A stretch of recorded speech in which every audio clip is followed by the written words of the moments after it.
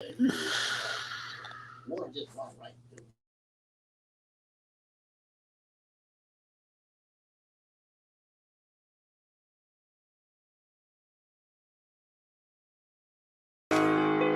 want that smoke, bitch, I got it for 'em. They want that smoke, bitch, I got it for 'em. They want that smoke, you know I blow it. They call me Sunny Monster for a reason. I'm really dripping, leave a nigga bleeding. I get to squeeze and leave a nigga.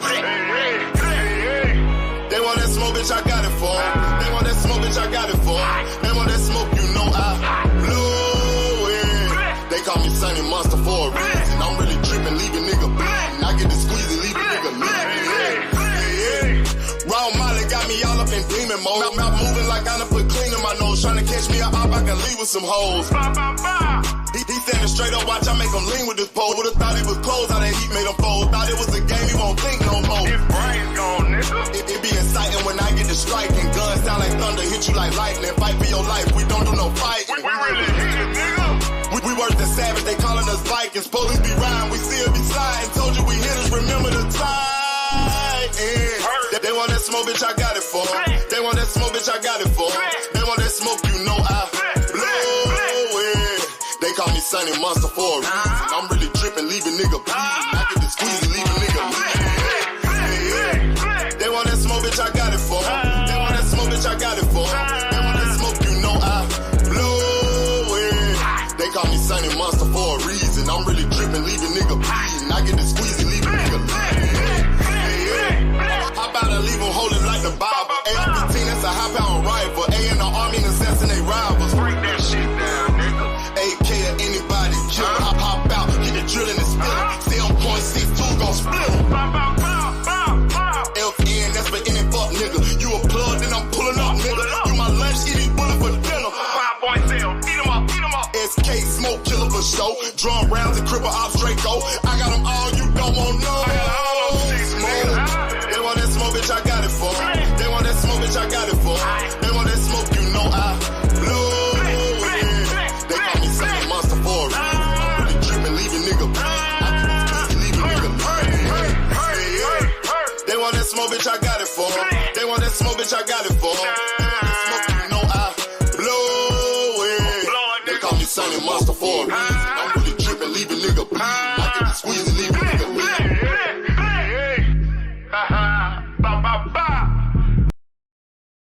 Peace and blessings, peace and blessings. What's up, everybody? Coach Ari, you can hit that link. Mark Nash, if you want to, bro, you can hit that link as well. Mike Big Lock Boxing, salute. All things salute. Original American, salute. Refill it. What's good? What's good? What's good, everybody? How y'all doing today? What's good? What's good? Mark Nash, you can definitely hit that link. You know, you didn't get a chance to cook the other day because you were sitting back. But I got something right up your alley today. And Coach Ari, you know you always welcome to hop up here. You know, it's great to have another boxing mind up here when we sitting there talking this boxing talk. Well, it's been rumored and reported that Tank and Ryan might be getting into a deal. Salute, Reek. But yeah, Tank and Ryan getting to a deal, that's a very good thing in boxing right there. And see, I've been calling for that right there because I told people, with Tank, Young World Salute King,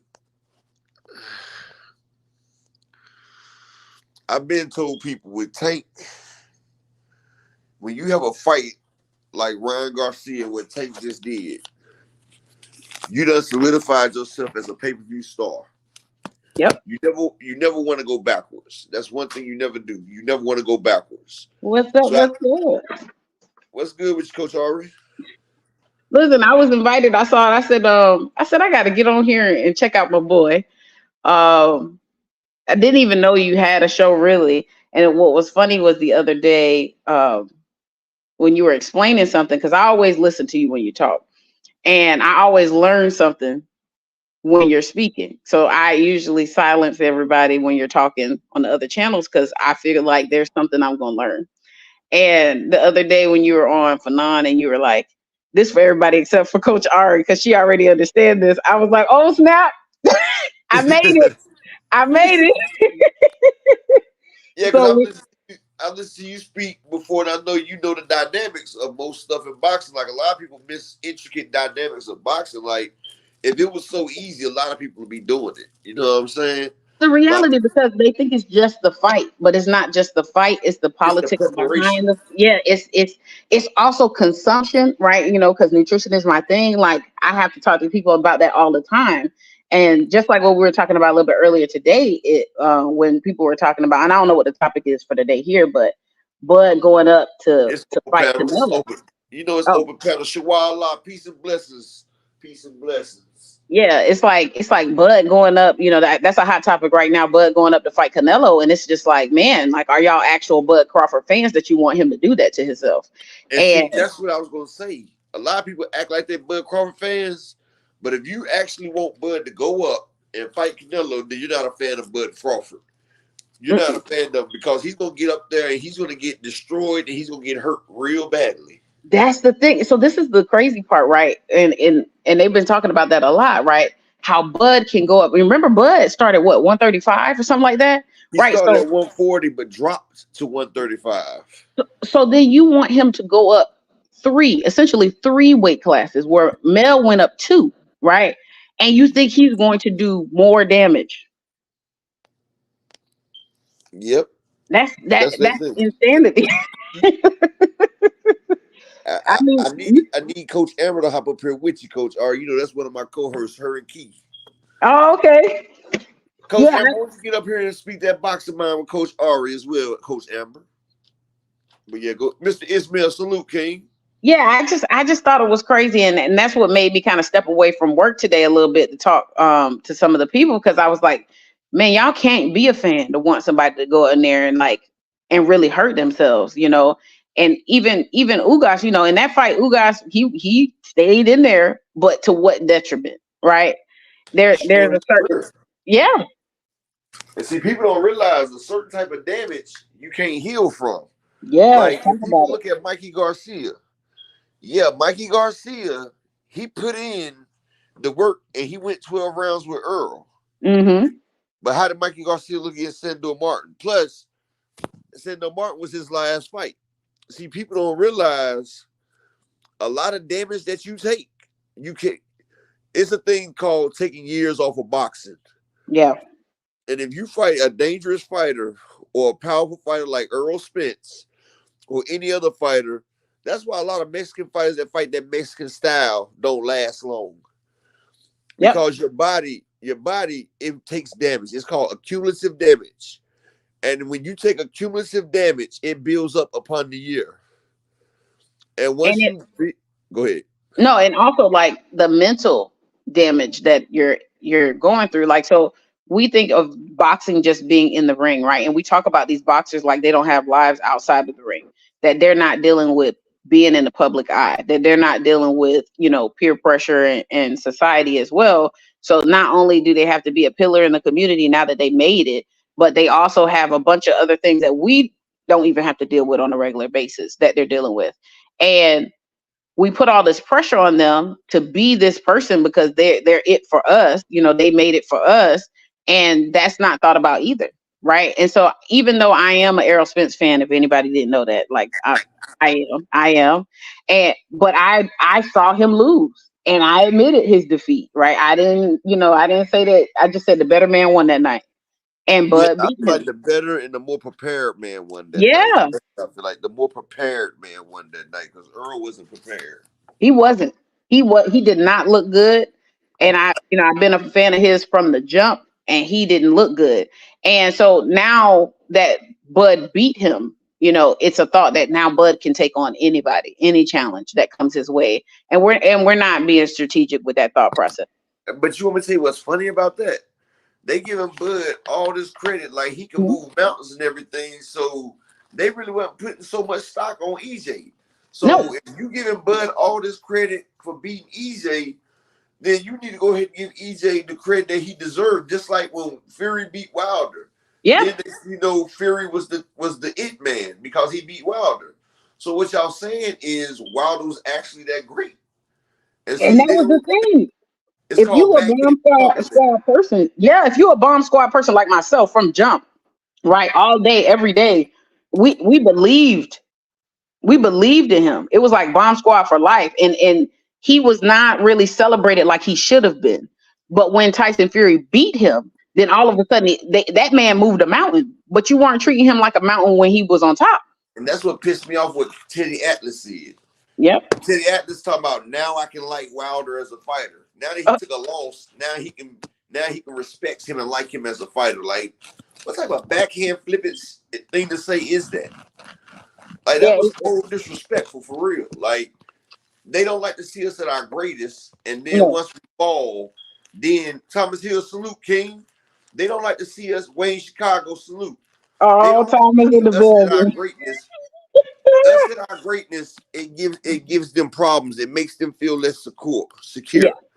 So they hate And seeing us at our greatness. So whenever they see us fall, then okay, now they're not as nervous behind us. Now they're able to embrace us because now we don't look as unbeatable, indestructible, unstoppable as we are. Now, see, Bud has beaten Earl, right? mm-hmm.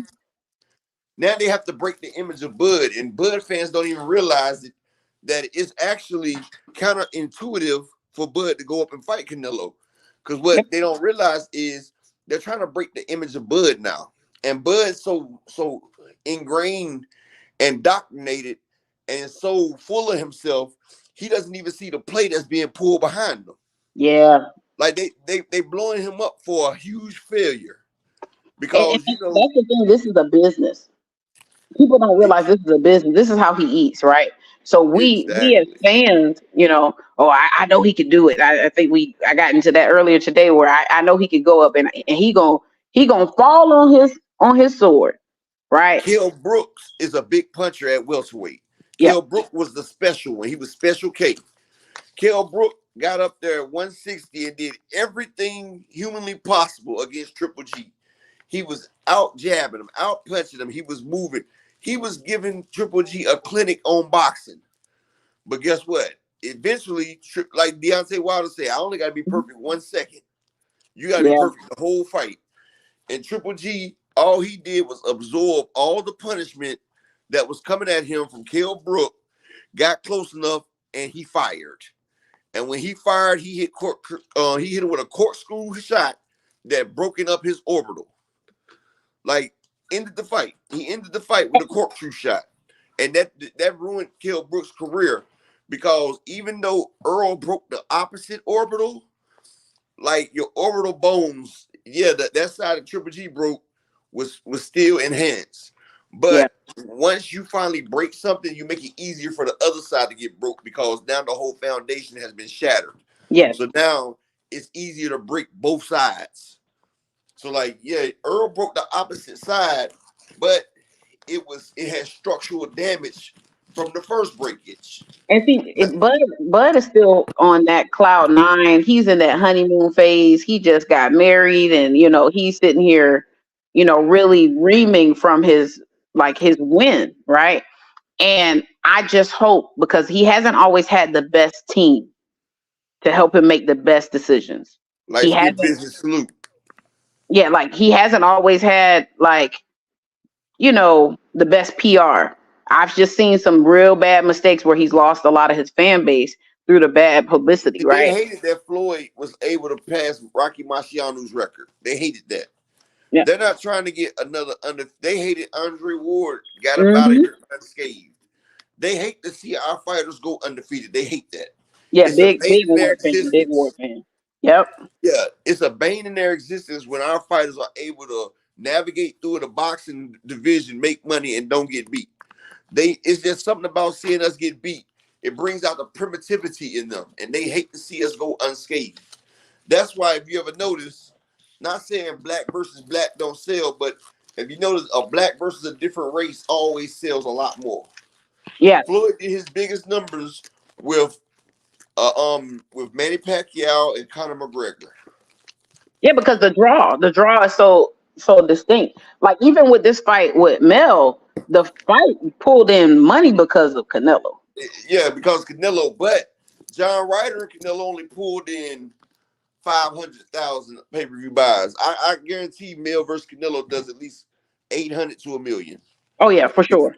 Because it's Mel supposed to be the superior man going against Canelo, and in their eyes, they're like, well, Mel is 6 feet tall. Canelo is only 5.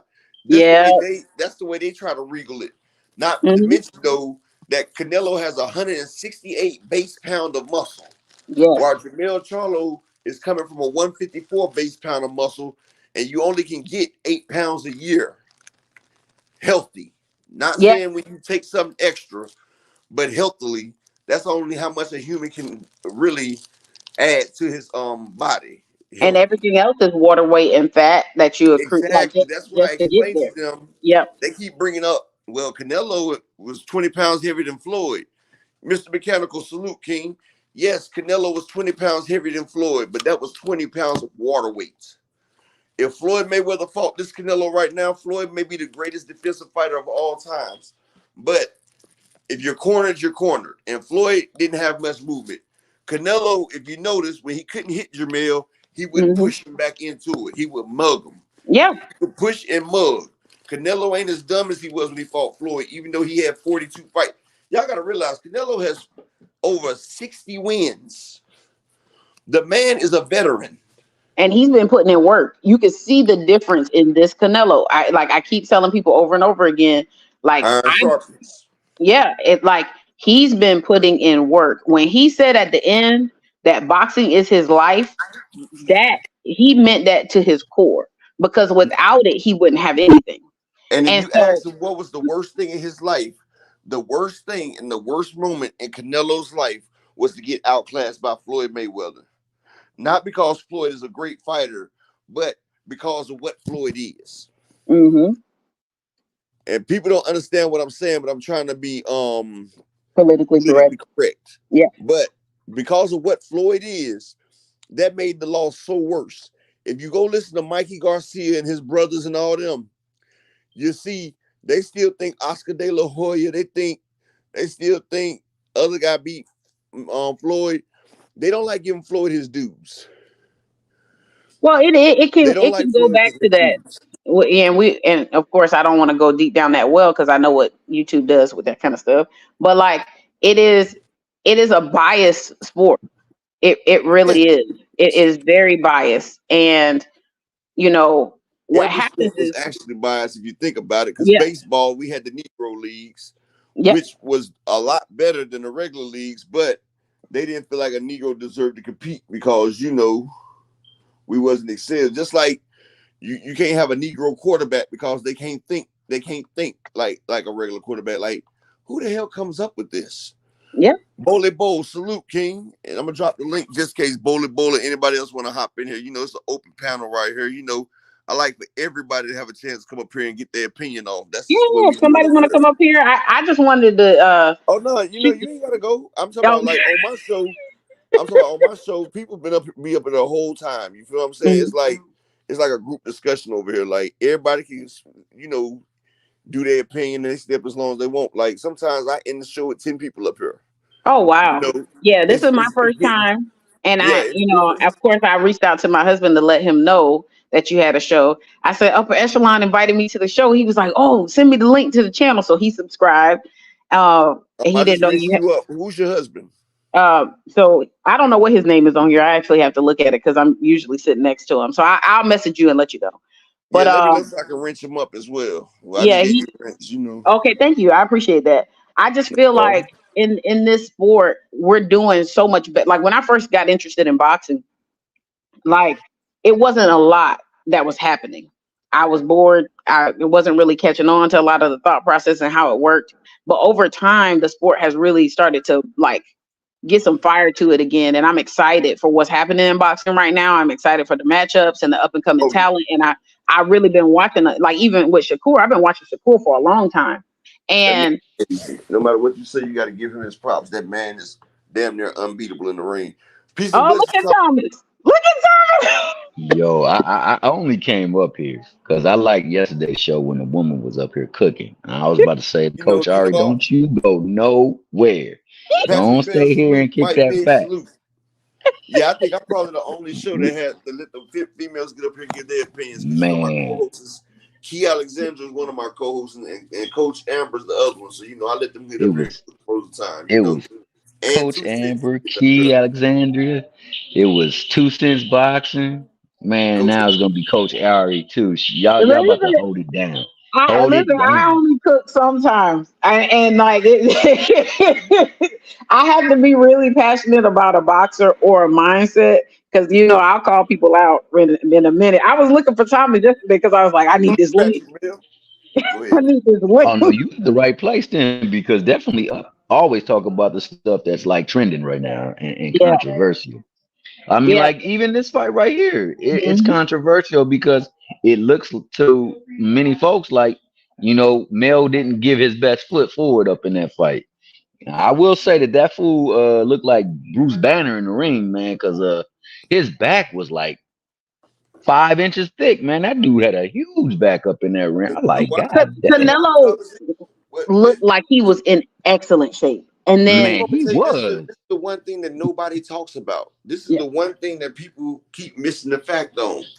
Mexican fighters are allowed. Now, I'm not saying all Mexican fighters do it, Mhm. but the WBC is somehow in charge of most of all the belts. They always get first dibs. But the WBC has mandated and raised the clenbuterol level for Mexican fighters. Because of the meat, really. Yes, because they said South American meat is tainted. And just a look, minute traces of clenbuterol ups in your bloodstream goes a long way. And Oh, see, big time. yes, and see when they test the people, they may find the appropriate levels of clenbuterol in a person's system, but it only takes a week for it to get out your system. So a person could be on full clenbuterol and can get down to regular dosage in a week. So they Yeah. can go on a full cycle and go above and beyond the limit and still have trace elements because people don't realize when they do a test, the test doesn't really show how much you have in it. It shows if you have it in your system or not. Yeah. So Very similar to like THC test for work. exactly. It, So it it doesn't doesn't really really go show. through the levels. It just says that you is positive or negative. It shows that you're positive. And if Mm-hmm. they're not catching you as soon as you put it in your system, then the levels will be off. If you didn't just Man. put it in you yesterday, then it's not going to really show a high level because it's had time to dissipate in your body. Yep. So it has time to dissipate and go into your bloodstream and into your tissue. So it's not going to be concentrated. It's going to dissipate and it's going to do what it needs to do. So they raise the levels so a person could be fully maxed out on it, and it only shows because after a day it dissipates in your system. So after you done let it run its course for a day, your body done spreaded it out. Just do salute, King. So your body, I had did some research on it last night because I don't like talking about stuff that I don't know. But I mean, as being in sports, I know a Mhm. lot of people used to do stuff. Oh Like no, I don't said, reach we out used to to use creatine when we used to hit weights because it helped us get more energy Yep. and it helped us Creatine was recover big. quicker. And it helped Yeah. us recover quicker. And plus, creatine gave our muscles more energy and it made it downtime a lot shorter. But that's when Well, I stopped. now Go at ahead. this age where I'm at, I'm taking glucosamine after a workout. It's a little bit different over here, but when we're talking about how the fighters look, and it doesn't matter what Mel did to put his weight on, like you said to your point, upper like it's no way that he put on that amount of muscle in time And see, to I took really be creatine over competitive. 25 years ago. And Yeah. see, 25 years ago, when I was, matter of fact, it was about 27 years ago. See, we didn't really have that many good enhancements like that. So, we would take creatine then because creatine, all it does was give your muscle added strength and added extra. So, that's what we took it for. But people don't realize once you inject the anabolic in your system, it takes up to 24 hours for it to dissipate and spread throughout the body. So wherever they test, the levels are not going to be as concentrated because it's moving through your bloodstream and it's dissipating through your body. So that's why they raised the limit up because they think of our boxing fans as dumb. And a lot of boxing fans don't take the time to do The Creole the Traveler, salute. Fantasy Monger Convict, salute.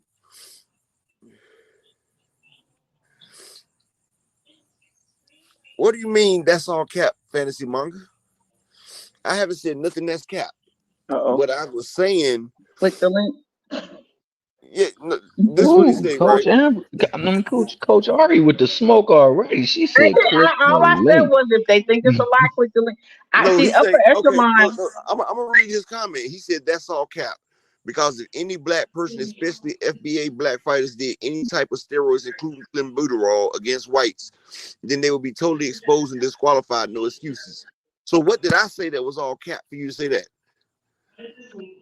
I'm trying to figure out what did I say that was all cap?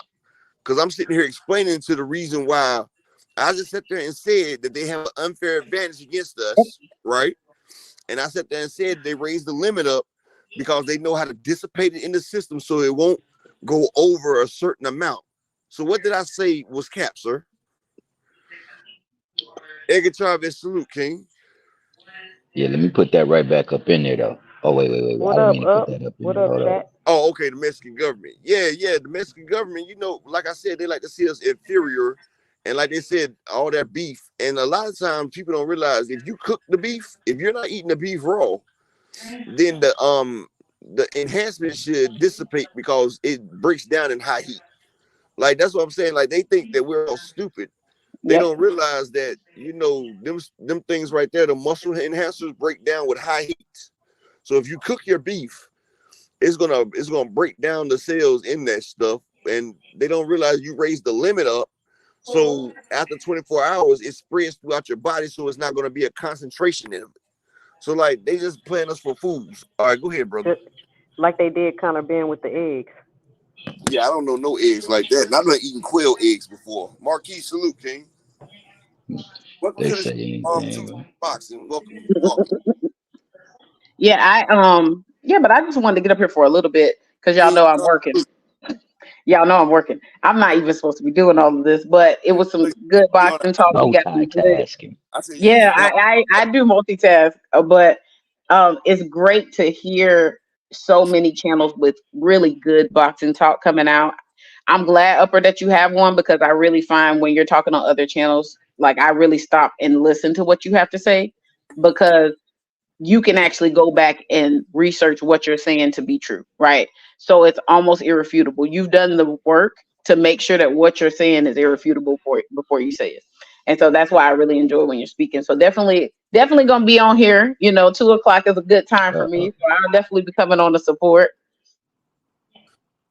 Yeah, you know, when you get off, you got to come back and cook. I'll cook from time to time if it depends on the weather, but yeah, I'll be back on here for sure. But I'll be listening. So I'm gonna hop off right now. Tom is trying to get me to smoke somebody today. No, I'm not. I just appreciated the conversation yesterday when the Queens was up there holding the show down. That's all. But I'm gonna get off this. Yeah, I try to, man, because you know, so these boxing channels that are out that I follow, so Upper Echelon and Fanon, right? It is the barbershop. Right, it is the modern day barbershop. I call it a sports bar. You know, when you sit around the bar drinking with your friends. It's like these are the conversations, and I know it's not a lot of women that are on these chats and stuff like that. Our numbers are kind of low, but it's the women who used to go into the barbershop and get their eyebrows done, or the ones with the shortcut who used to just get the clean line up. We're still out here and we're still relevant, and so I appreciate channels that highlight that. I actually have a lot of females on my channel. Brandon House, salute, King. So I'll get up here and cook if somebody decides they want to talk about my pain point. Don't tell them, Thomas, so that they. but you know I'll get up if they start naming names and talking smack. Yeah, I know you quick to pop that link. Coach Ari, this is my first time seeing you. I seen you earlier on Fanon's channel. Yeah, this is my first time on Upper's channel. He invited me today. He hit me in the chat. He was like 2 p.m. and I was like 2 p.m. What happens at 2? So then I clicked his link and I was like, oh shoot, he got a whole show.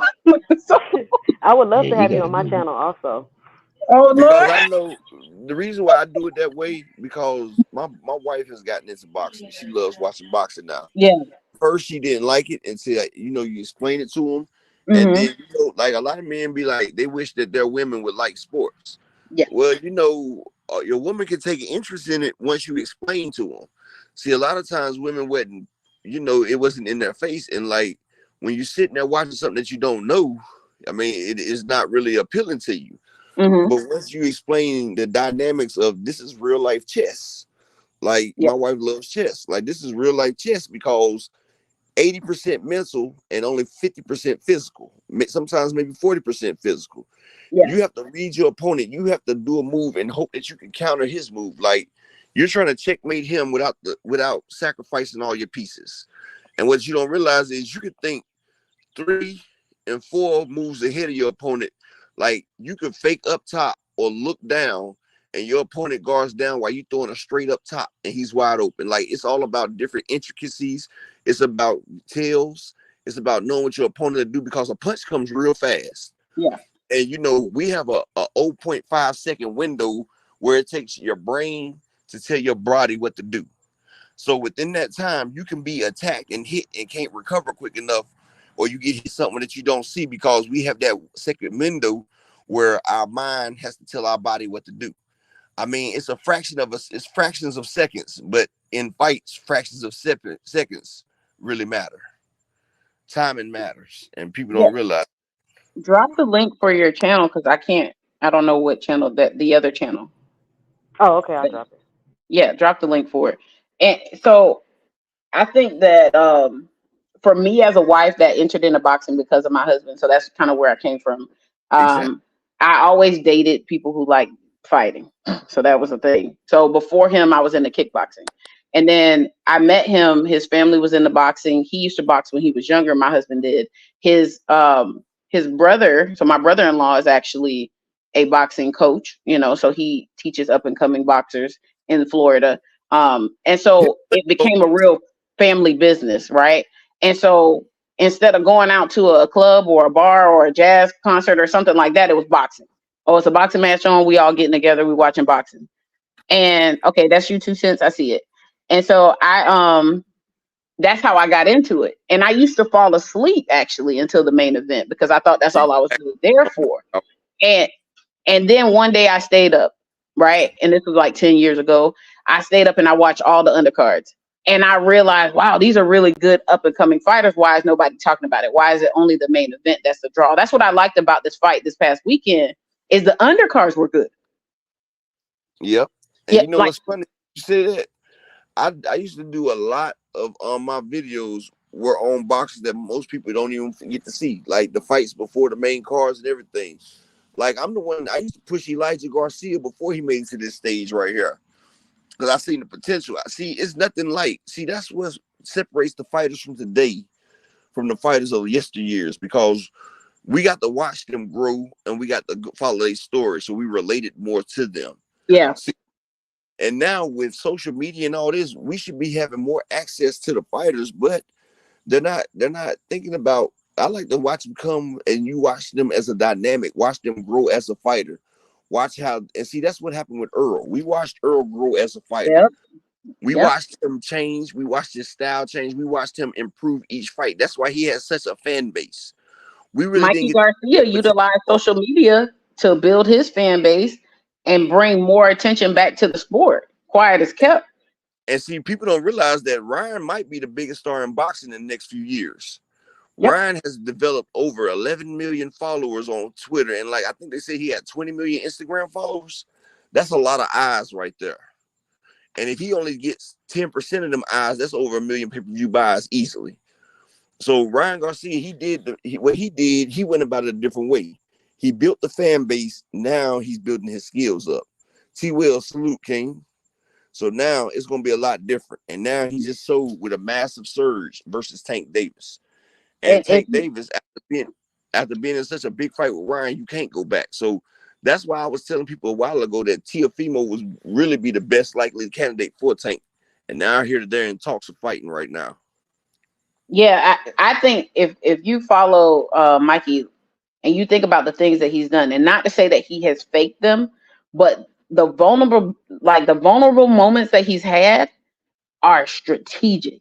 And I'm not taking anything away. I know mental health is a real problem. I know all these things are real issues that people are facing right now in life.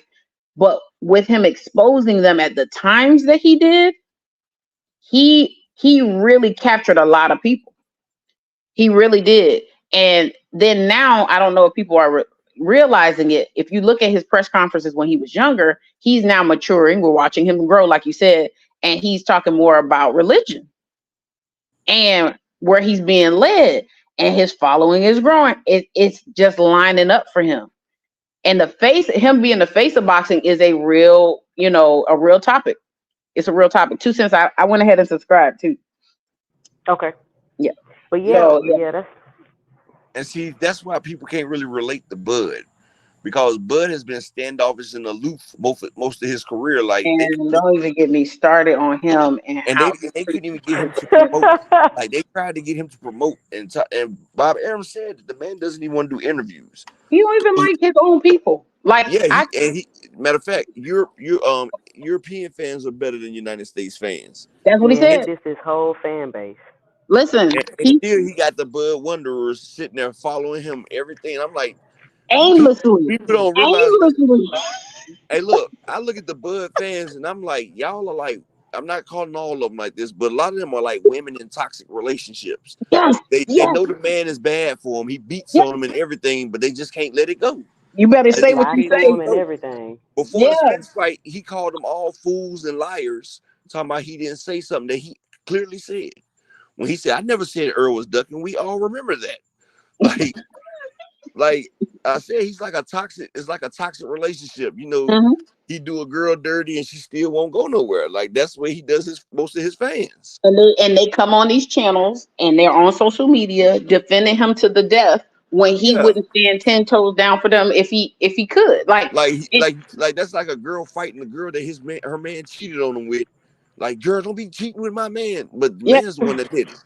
Yeah. Right. You're not in a relationship with a girl, you're in a relationship with the guy. Shoot, that's one of the reasons why I'm such a big Tank fan. Tank has some humility for you, even from a young age. His humbleness is what made me really a fan. It's what they do inside and outside the ring that make you a real fan, right? And Tank said on multiple occasions, I understand how hard y'all have to work to pay for these fights, and I appreciate y'all. And look, Shawad just hit it on the head. European are better than us, but we paying $100 for pay-per-view. When over in London, England, a pay-per-view is only £20, which was not even $30. They get 20-pound pay-per-views. That's not even $30. But them fans are better. Smoking Bud, welcome to the stage, Smoking Bud Revenge. Hey, salute over echelon, salute to the panel. Hey, speaking of Bud, I had a question. What you think about him saying Charlo no longer on his hit list? You want me to tell you why? Because he didn't have a hard fight against Canelo? No, I think that he's seen how well Charlo can move in that ring. I feel like he's seen that Charlo's not a stationary fighter like he thought. And see, people forget that about Jermell Charlo. Jermell Charlo was once an active boxer. He wasn't a knockout artist. He was sitting there, he used to box, and he used to use ring generalship, and he used to beat people off points. Jermell Charlo wasn't a knockout puncher until he got to Derrick James. He used to be a boxer. Now he's a boxer, but he has power. And Bud seen that man took some shots from Canelo. Jermell Charlo took some shots that should have dropped him. And he took a knee one time, but... And then this is the controversial part where they talking about how he fell out. Like he was laid out on the ground. I'm like, wow. Like, were we watching the same fight? Did you just watch some clips that you saw online? That's not true at all. He took a knee to not to take a lot more damage. Yep. The same thing Fundora did versus Erickson Lubin. Erickson Lubin was boxing him up. Erickson Lubin was catching him. And Fundora was discombobulated, and he took a knee because if not, it's called commutative damage in boxing. Sometimes you can't get him out like Mike Tyson. People talk about Mike Tyson power. But Mike Tyson wasn't really a one-punch knockout artist. Mike Tyson would accumulate the damage. And he was doing it so fast with them quick shots. It was boom, boom, boom, boom, boom. And then you're out of there. And Erickson Lubin started putting the pound on him. And Fundora went down because a couple more of them shots, it would have shook his brain up too much for him to recover from. Because that's what a knockout is, or a flash knockdown. It's a jolt to your brain. It's once your brain gets shocked, then it sends fire. It misfires to your nervous system, and that's what causes a flash knockdown or concussion. That's when your brain gets rattled and it knocks you down. And it's certain parts on your body that can cause an immediate flash knockdown, like them check hooks and them sharp punches that Jermell Charlo was doing to Canelo's chin. Yep. A normal fighter his size would have been dropped. But he Just already knew he had the chin. I don't even know why he went that route. Like, come on now. because people say that 15 pounds of pressure knocks somebody out, but he didn't see the size of Canelo's neck. Yeah. And see, that's what Tyson and Canelo both did. A lot of people in sports, they built the size of their neck because people don't realize your neck is like a shock absorber. The muscles around your neck, it absorbs the punches that your head takes. So the bigger your neck, the more it can take punishment and dissipate it throughout your limbs. So if you have a thick neck, it'll be a lot harder to knock somebody out with a thicker neck than a smaller neck because his neck can absorb the damage and his brain won't get rattled as much. Exactly, Edgar Chavez, the sweet spot. When you can clip them right there at the corner of the chin, that'll knock the average person out quickly. But boxers, that's why they do a lot of neck strengthening exercises and stuff like that. It's to absorb the punches and the blows that they take. It's to minimize it. And Canelo has a huge neck. Yeah, I've seen it. And also, you got to realize Canelo also has something special in his blood as well that he's allowed to take now. Yep. To give them an unfair advantage because they know pound for pound, they will be at a disadvantage versus us. For real. We're much, I'm not saying all of them, but usually we're quicker, swifter. We have better boxing skills. And, that's why they developed Mexican style boxing. Really, Mexican style boxing isn't really a show of skills. It's a show of strength and endurance. Like me and you stand in front of each other and we punch like punch buddies, like boom, boom, boom, boom, boom. That's not the That's what they wanted Charlo to go up there and do. Yeah, that's not the art of boxing. That's not the sweet science.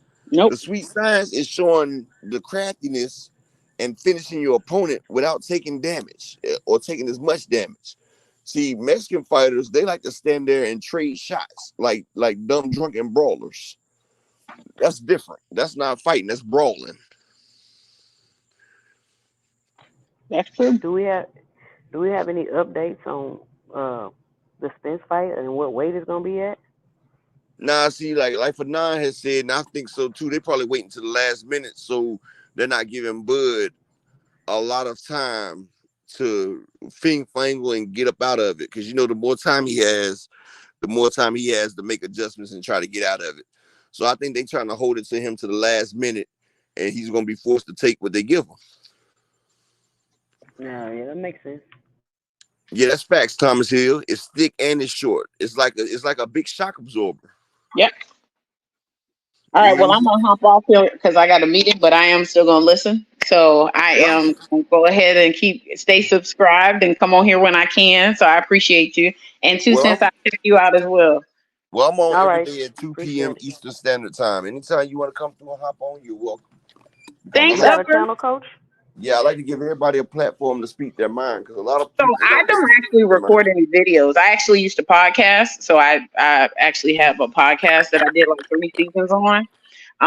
But now I'm in school, so I don't really have time for a lot of extras. So that's nothing I need supported. I'll just keep supporting y'all. And if I do decide I'm going to go back on my podcasting thing, I'll let y'all know. Yes, sir. And you have a blessed day. Cool. And I appreciate you coming through, Coach Ari. All right. Talk to y'all later. I wish you could have been on with Coach Amber got here because I feel like y'all would have had a great talk up here. But I'm gonna keep listening. And if I could tag back in, I will. Okay, that's fine. All right. Fine. Exactly, Thomas Hill. Canelo had that beef and broccoli.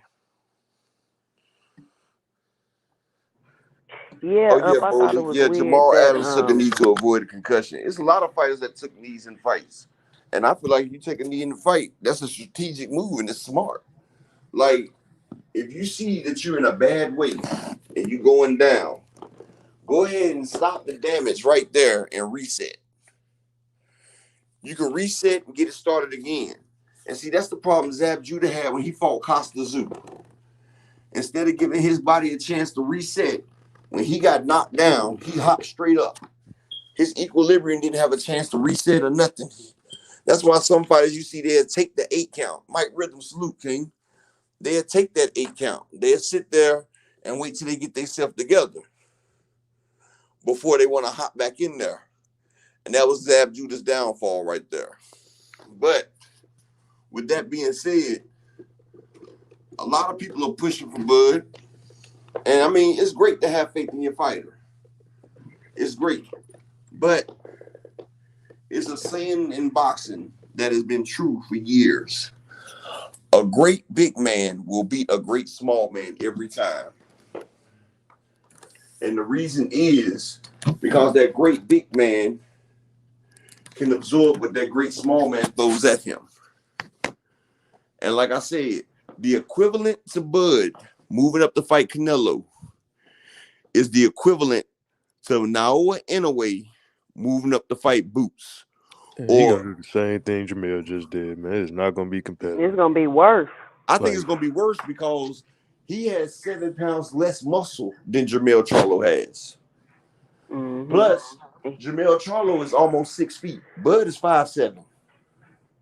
And that extra weight, he gonna be moving slow. He's not gonna be up there moving fast like that. And his Creel, conditioning I'm also gonna be waiting on bad. the Erickson Lubin fight, Creel. I ain't gonna lie.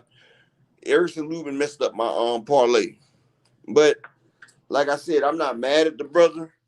Even though I felt the fight was a draw, I like to see my people win anyway. So a lot of times, a lot of people felt like Lubin won. I really looked at it. I had it 6-6. But I'm going to be honest with you. We done did so dirty in boxing. When one of us come away with something anyway, I'm not going to be mad at it. You know what I'm saying?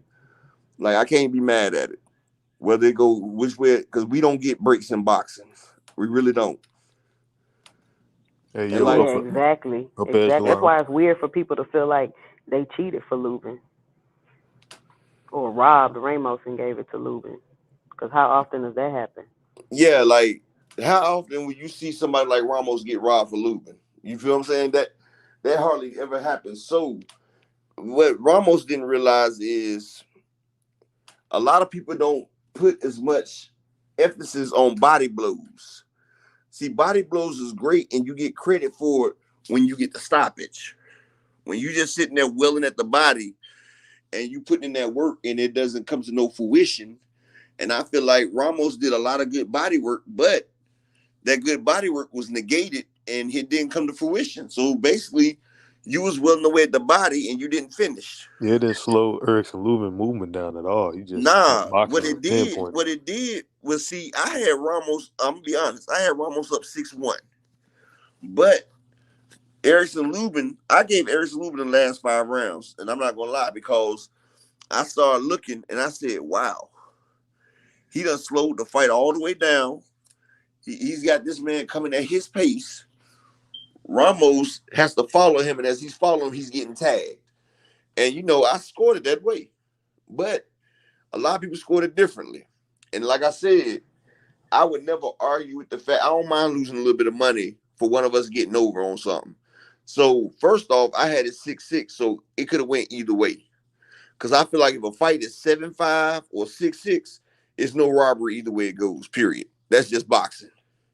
If it's that close, then it can be either way. That's for one. And for two, I never get mad if I see my people overcome. You know what I'm saying? Yeah. Like, I wish Lubin would have showed me this early and I would have took him, because I hate going against my people. I would have took him. Like, but it was good Fundora. He didn't go in there and get in no firefight like he did Fundora. Exactly. Like, he outboxed at Fundora, and then he started to brawl, and he couldn't take it. And if he would have tried to brawl against Ramos, he would have had an early night. But he was patient, and he followed the game plan. He rinsed and repeated. And see, that's hard, and that showed me his discipline, because it's hard for a fighter like Lubin or a fighter that's a warrior to sit there and rinse and repeat and be happy with getting a decision off a performance like that. But if you think back, Floyd did that a lot in his later years. Andre Ward did it in a few fights. Sometimes you up against an opponent that has all the physical attributes that you can't combat, but you can beat them with your mind. That's why I say boxing is more mental than it is physical, because Ramos had all the physical attributes over Lubin. The man is huge, and he's young, and he's powerful. But Lubin's boxing IQ won him the fight. He won the fight. And see, a lot of fighters don't realize that because they want to have the flashy knockouts and the flashy victories. But Floyd made it up in his mind a long time that, hey, sometimes it's okay to fight a boring fight. Sometimes it's okay to fight a disciplined fight. It ain't But about they crucify those fighters though, like they do Devin Haney, and say they fights boring and stuff like that. And see, a lot of people call Devin Haney boring. I don't think Devin Haney boring. I feel like Devin I don't Haney think he's shows the boring. sweet science. Like, that's me. If you don't like me fighting this way, stop it. Stop me from fighting this way. I agree. I feel like this. If you can't stop what I'm doing, I'm going to keep doing it. Yeah. And if I beat you 12-0, that's just as good in my eyes as a knockout, It's a honestly. dominant They do win. Shakur I'll like shut that, you too. out. Because I just gloved you. I just shut you down. You couldn't do nothing. I exerted my will, and you couldn't do nothing. And that's just as bad as a knockout. Like, at least a knockout, it ends the fight early. But, hey, you get a man sitting here gloving you the whole night. You sitting here taking this all day. And that's humiliating. Yes, Devin didn't knock out Kambosos, but Kambosos got beat by a jab. You know how bad that sounds? He got beat by a jab and a right hook in the first fight. It's like in football. If the defense can't stop the run, it's like, damn, why would the offense stop running the ball? The defense Exactly. stop it. It's called make me adjust. If it ain't broke, don't fix it. And I feel like Earl Spence and Derrick James came in with that same mindset versus Bud. They thought that, they had the game plan that, this is what we do. It ain't been stopped. We're going to keep it going. But Bud was prepared for it. He took 5 years to study it. And then he got Earl when he wasn't at his best, and we see what happened. So now it's Earl's turn to go in there and make adjustments and see what he's got to do. Yeah, I don't think that rematch happened this year. What happens to Crawford if Earl beats him? Trilogy. It's going to be a trilogy. I don't think Crawford... I'm going to tell you like this. Earl beating Crawford would be a lot different than Crawford beating Earl. Okay, I'm going to drop the link for you, Coach. Earl Spence, a loss to Earl Spence does a lot more to your body than a loss to anybody else. Because if Crawford loses to Earl, that means Crawford was in the ring and he was taking that punishment. Yeah, Fox Brown, I don't believe he looked right either. But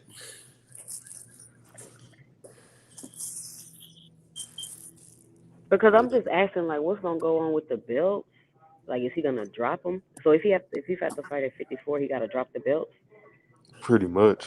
Well, not really. It'd be like whichever, like he had to drop the boots belt, but until them people become mandatories, then Barrio's the WBC interim champ now. Yeah. Sandy Onis, WBA regular. And knowing how Terrence Crawford moves, he'll probably want to fight Barrios, honestly. I could see that. Yeah. He my mandatory. He mandatory, but or Roca. Alexis Roca, man. Like I think he was already trying to fight Roca before the Spence fight. He got a fight coming up on the 21st. You know why he didn't fight Alexis Roca? Because Oscar De La Hoya was gonna get that purse bid for $200,000. Because the minimum bid for Bud Crawford and Alexis Roca was $200,000. So, and Bud would have got 70-30. So, because it's a purse bid is only as valuable as people bid for it. Bud just did a 10,000 under 10,000 pay-per-view. Who was really gonna buy the Alexis Roca and Bud Crawford fight? Who was gonna bid on it? It would have just been Oscar De La Hoya. And if Oscar De La Hoya bids 200,000, nobody bids over him, then he gets the fight. Oscar said he was like, when Bud had went to their headquarters last year, he's like, I can't give him the money he's looking for. Like, I don't have it. But if he'd went the purse bid, then Bud would have had no choice. He'd have dropped the belt. Yeah, I think Crawley would be a great fight versus Barrios. But Bowley, before that, I would like to see Barrios versus Vila. I want to see Barrios versus Ramon Vila. I want to see that's a step up fight for Barrios. Because we see where's Speedy Rashidi? He done dropped out of the IBF rankings. I don't know. I feel like he still could be good competition. I know he lost to Villa, but I ain't seen him since. We'll be seeing Speedy Rashidi pretty soon. I heard Boots fighting this year. Yeah, I heard Boots was trying to get with Thurman. Man, Thurman ain't Yeah, taking yeah, no fight. Bowley They Vila said just Thurman about lost. to fight on the Mayweather card. That's what I Yeah, heard. yeah, Bo. We just seen Vila lost. Yeah, we seen Thurman him is lose stupid, against. man. We just seen Vila lose I against. don't know what Thurman doing, man. Hold on 1 Boots. second. We just Bowley. We just seen Vila lose the Boots, but we seen him lose the Rashidi Ellis too. But he got the win. Yeah. But the fighters that we talking about, Vila was in there against were dangerous fighters. If Barrio and you see Barrios is up and coming, I feel like if Barrios and Vila get in there, that's a perfect statement. That's a perfect measuring stick. We see what happened with Rashidi Ellis took his foot off the gas against Vila. He got hurt. Now Boots is he's an S class fighter. He's not an A or B fighter. He's an S class. S class is special. You know, you don't get many special type fighters. And we already know Barrios is good, but he's not an S class. You know, he lost to Keith Thurman, he lost to Javante. And you know, one thing about it, you know, iron sharp as iron, but it's only so much you can do with your physical attributes. And his physical attributes only add up to so much. And Cody Crowley is a great fight. I think Cody Crowley might beat Barrios, honestly. I want to see Cody Crowley versus Boots, actually, because Cody Crowley is actually a good fighter. And he has good technical abilities, and he's got great, and he can brawl it out. But Crowley, one thing about Crowley, he doesn't have the athleticism to fight a Boots, honestly. He's not. He's not. So who do you see at 147 is going to be able to contend with Boots? Honestly, On paper, nobody. how about exactly? Honestly, nobody really. I think Stanionis can't. Stanionis, yeah, he'll give him the best fight. Stanionis can't because he's just really an average European fighter, honestly, with the high guard. Him and Butayev, Boots walks through them. I feel like if Rashidi Ellis got more fights in, so you got to realize Rashidi Ellis stopped Roka, and Roka was the golden boy for Golden Child. For Golden Boy, I mean, he was the golden child for Golden Boy. But Rashidi Ellis, when he lost to Vila, the first 8 rounds, Rashidi Ellis was hitting him with bombs and was doing this and that to him, honestly. But y'all got to realize Rashidi Ellis was on the shelf for over 2 years. When he came back, that fight didn't last but a couple rounds. I think it was like 1 or 2 rounds he knocked that guy out in. Yeah. And then the other one. So he still didn't get no chance to get his feet wet. And see, when he fought Vila for 8 rounds, he was pouring it on. He was moving and he was popping. He was doing everything he could have did, but then his gas tank went empty. Now I feel like Boots and Speedy Rashidi would be a great fight for 6 rounds. If Rashidi can't get his gas tank up, it'll be a great 6-round fight. Anything after 6 rounds, Boots mops him up. But before them 6 rounds, you gotta realize Rashidi can move just as well as Karen Kukadajian. He can move real well. Rashidi can move very well. But a lot of that movement is wasted energy. Karen Kukadajian was in great shape, but he didn't throw many punches. So, you know, like I said, for 6 rounds, Rashidi can move and box with Boots. But after that 6 rounds, moving around like that and trying to fight, it takes a whole lot out of your gas tank. Foxy Brown, yes, Stanionis is strong. But strong can't just get you to win. Being strong like Stanionis just means you're gonna take more punishment before you fall. Because Villa is strong. Boots is strong. Yeah, Vila is strong. Vila has a 90% knockout rating. He's strong. So he couldn't do nothing with Boots. And Stanionis is tailor made for Boots with that high guard. Hell yeah, he is. He catching it. Yeah, he's catching it from both sides with Boots, especially in that high guard. It's hard to fight Boots with a high guard because he will rip you to the body. As soon as you drop that, he's gonna rip you up top. It's just gonna be hard. It's gonna be hard to fight Boots with that high guard. Like maybe Antoine Russell, he moves up, he gets some fights at 147, but still, Antoine Russell, I feel like Boots won the last fight versus him, but Antoine Russell would be a good moniker, but I don't see nobody in 140 or 147 giving Boots no problem. I don't see Boots really having problems till he reached like around 160 or maybe 154. Like a Jermell Charlo versus Boots would be a great fight, but I feel like Well, if he acclimates, he'll put Jermell Charlo down.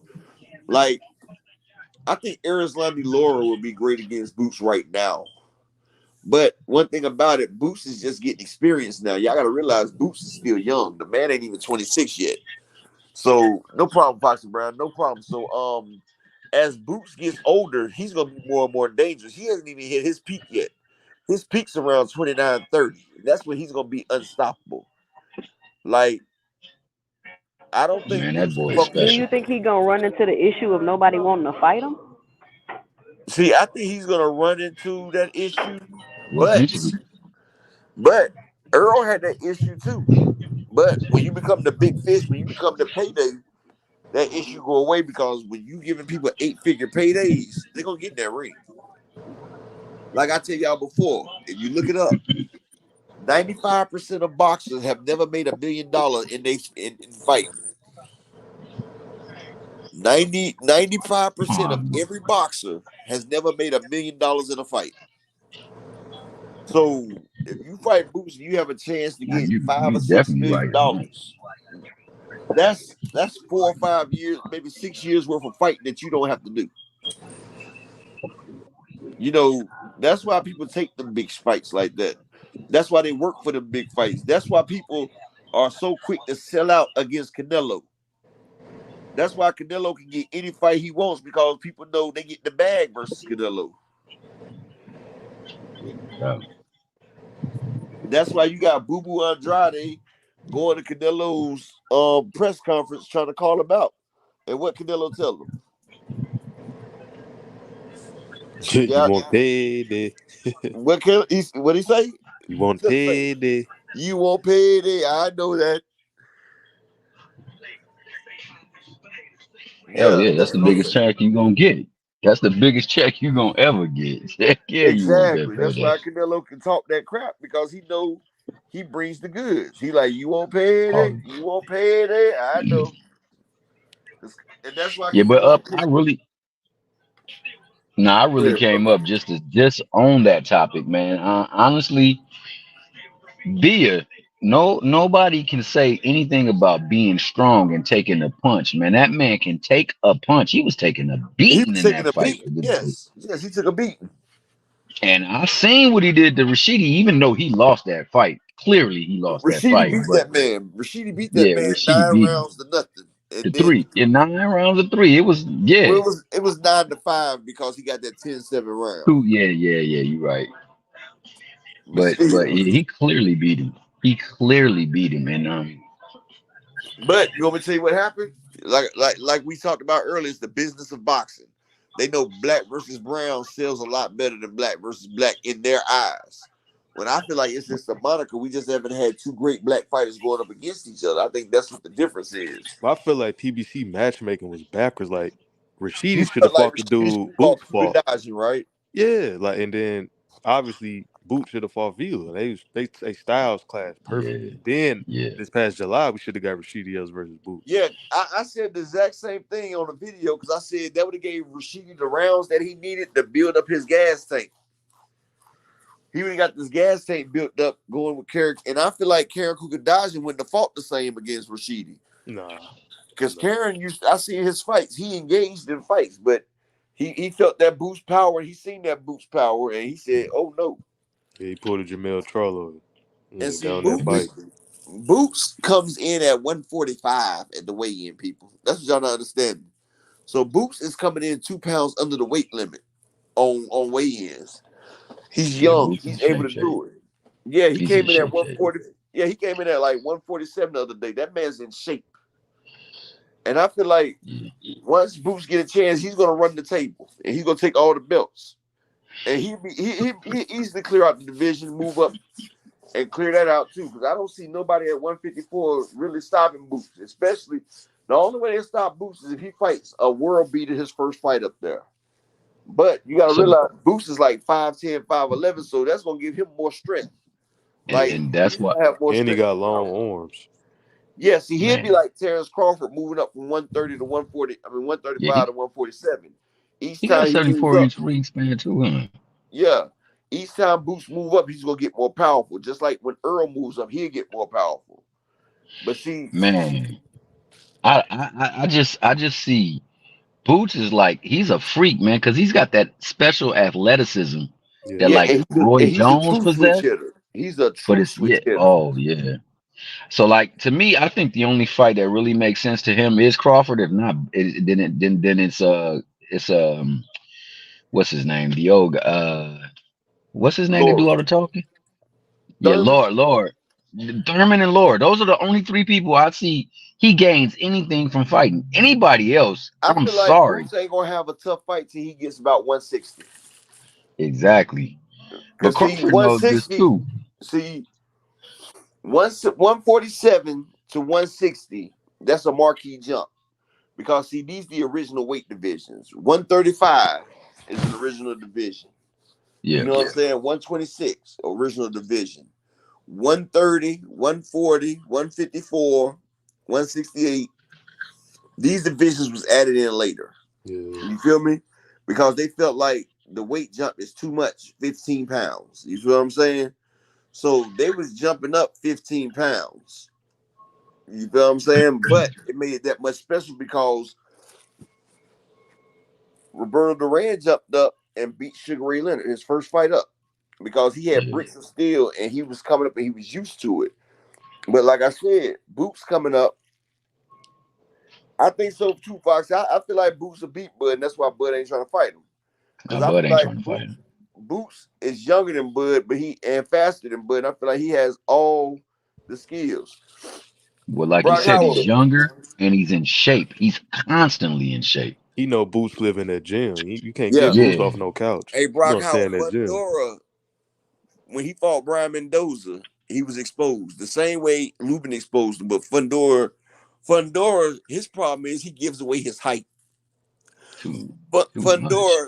Fundora has a ace up his sleeve, and he just doesn't use it. Like he rather put his ace on a 2, 3, and a 4 when he's supposed to pop a king, a queen, or a jack. Use that You feel what I'm reach. saying?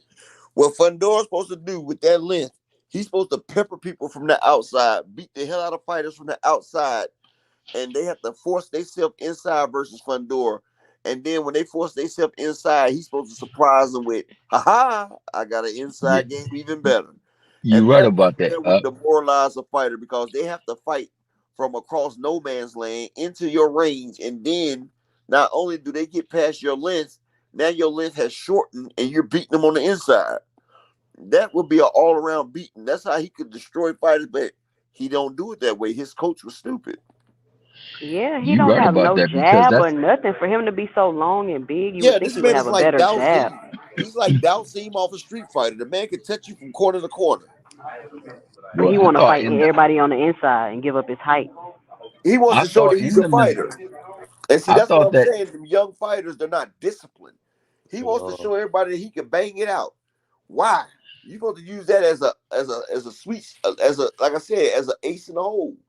I thought he Outbox a did. person, and when they get in, then you show them that you can bang on the inside as well. Well, it looked like in the beginning of the Mendoza fight, he was using the jab, like he was keeping it Salute, on a Spencer distance, Taylor. and then he just engaged. He got in twice, and then that's when he But got he pieced up. wasn't doing a good job though. It looked like you could tell he needs to work on that, Yeah, or that because was something that Yeah, he Lubin he was was definitely needs working to on work and he on it. tried to implement. Lubin was out jabbing him and out boxing him. Yeah, Now, Yogi yeah, played. Lubin definitely was. He was controlling the fight. I couldn't I felt believe like that he just. Lubin was beating Fundora, but then he started wanting the trade with the man. Yeah, that was silly. I don't know why. He was just easily coasting in that fight. Because when you look at a frame like that, you think in your head I can break it. Because that's what I look. That's the way I see when I watch that. When I look at him, I'm like, man, I could break that frame. But that man has more power and dexterity than you expect. That man's frame holds up. My And son is remarkably, tall and for him to skinny be, like that, and he got crazy power. It doesn't even make sense how tall and skinny he Exactly, is and the Shawar. He can power take he his has. ass to 160 because Fundora is seriously nerfing his power. If you think about it, this man is 6'7", weighing in at 154. Like, he is seriously muting his power. Yeah, He could fill out nicely and be at least a light heavyweight at 6'7". Easily. Oh, he gonna get sparked up there. Up. Not if he matured his body. The man is 6'7" at 154 pounds. David Benavidez is 6'2" at 168. Think about it. I don't think he knows how to fight small. We were talking about that the other day.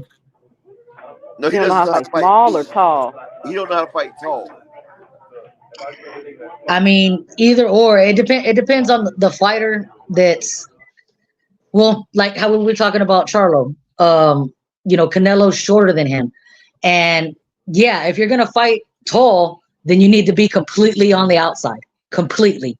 And then when they come in, you destroy them on the inside. Because a person, if you think about it, Coach Amber, if I'm beating you from the way on the outside and you have to come all the way through my defenses and I'm beating you on every level. Because, see, when you fight a guy like Fundora, if I had Fundora height and I could make 154, I would be undisputed. Because, look, you would have to take an ass whooping from the long distance to medium distance. Then up close, I can put it on you up close too. That's 3 levels of ass whooping where you can't even really touch me. That's a lot of damage you have to take just to get close enough to deliver a shot. Well, I am going based on assuming that the other fighter does know. Like if you're fighting Jolly Green Giant, you make yourself as small as possible. You basically make yourself into a ball because they can't hit you in the back, they can't hit you in the kidneys. So you make yourself as compact as possible. And as the bigger, taller fighter, you're supposed to compact yourself also. They're not supposed to, but your ref's on one side. So he don't see where all the shots land. Yeah. Also, heck, I agree with Nick. I'm not sure he can see. That's why he's got to get close. Oh, you're right. I mean, I'm not. Oh, yeah, he do I have no room to talk. I got some Coca-Colas on me too, but not like that. Brock Howard said he had that Mark Breland power. They just can't take a punch. Yep. And his glasses are thick as hell. He probably cannot see. Yeah, he can't see. He always squinting. Damn. He can't see, man. And you can't wear. I mean, you could in theory wear contacts, but there's no point because I know from experience. You get hit in the eye with contacts, you're gonna mess up your rep. You're gonna mess up your things. He handicapped then. Not just that. Like, in the ring. What happens if one falls out and now you can see through one eye and not the other? You have no depth perception. Exactly. So, like me personally, like I wear glasses. I've worn glasses since I was 8 years old. Any fighter that walks in off the street, and they wear glasses, I do not let them hit the bag with their glasses on. I do not let them hit the mitts with their glasses on. I do not let them, I make them take their glasses off at least 30 minutes prior to sparring. That way their eyes can adjust. Because guess what? You can't wear your glasses in the ring. No, so I think that's a part of maybe his issue is he has a little vision problems. He need to start hit the blurry cloud then. Shit. Yeah, he gonna have to get some LASIK That's probably why he wants to fight up close. That's what I said. You gonna have to daggone hit the cloud. Oh yeah, LASIK. Yes, while my wife was talking about getting LASIK too. LASIK surgery, a little small LASIK surgery can enhance his vision. I mean, he was getting paid. But that doesn't last forever. Like it wears off. Nah, LASIK really? is good. Nah, LASIK yeah. is good. Yeah. But everybody that I've talked to that's had it, it'll last, 4 or 5 years, and then they go back to the eye doctor and it'll start declining again. Okay, well, 4 or 5 years of seeing good make your bag. You feel me? Because boxers are in dog years. You are right about that. Exactly, because Fundora's another one of them boxers that's never got $1 million payday. I think they was building him up to fight Spence. Yeah, because he said he could make 147. And I was like, if he ever made 147, Spence would break that man in two. I would love to see Spence crack them chops.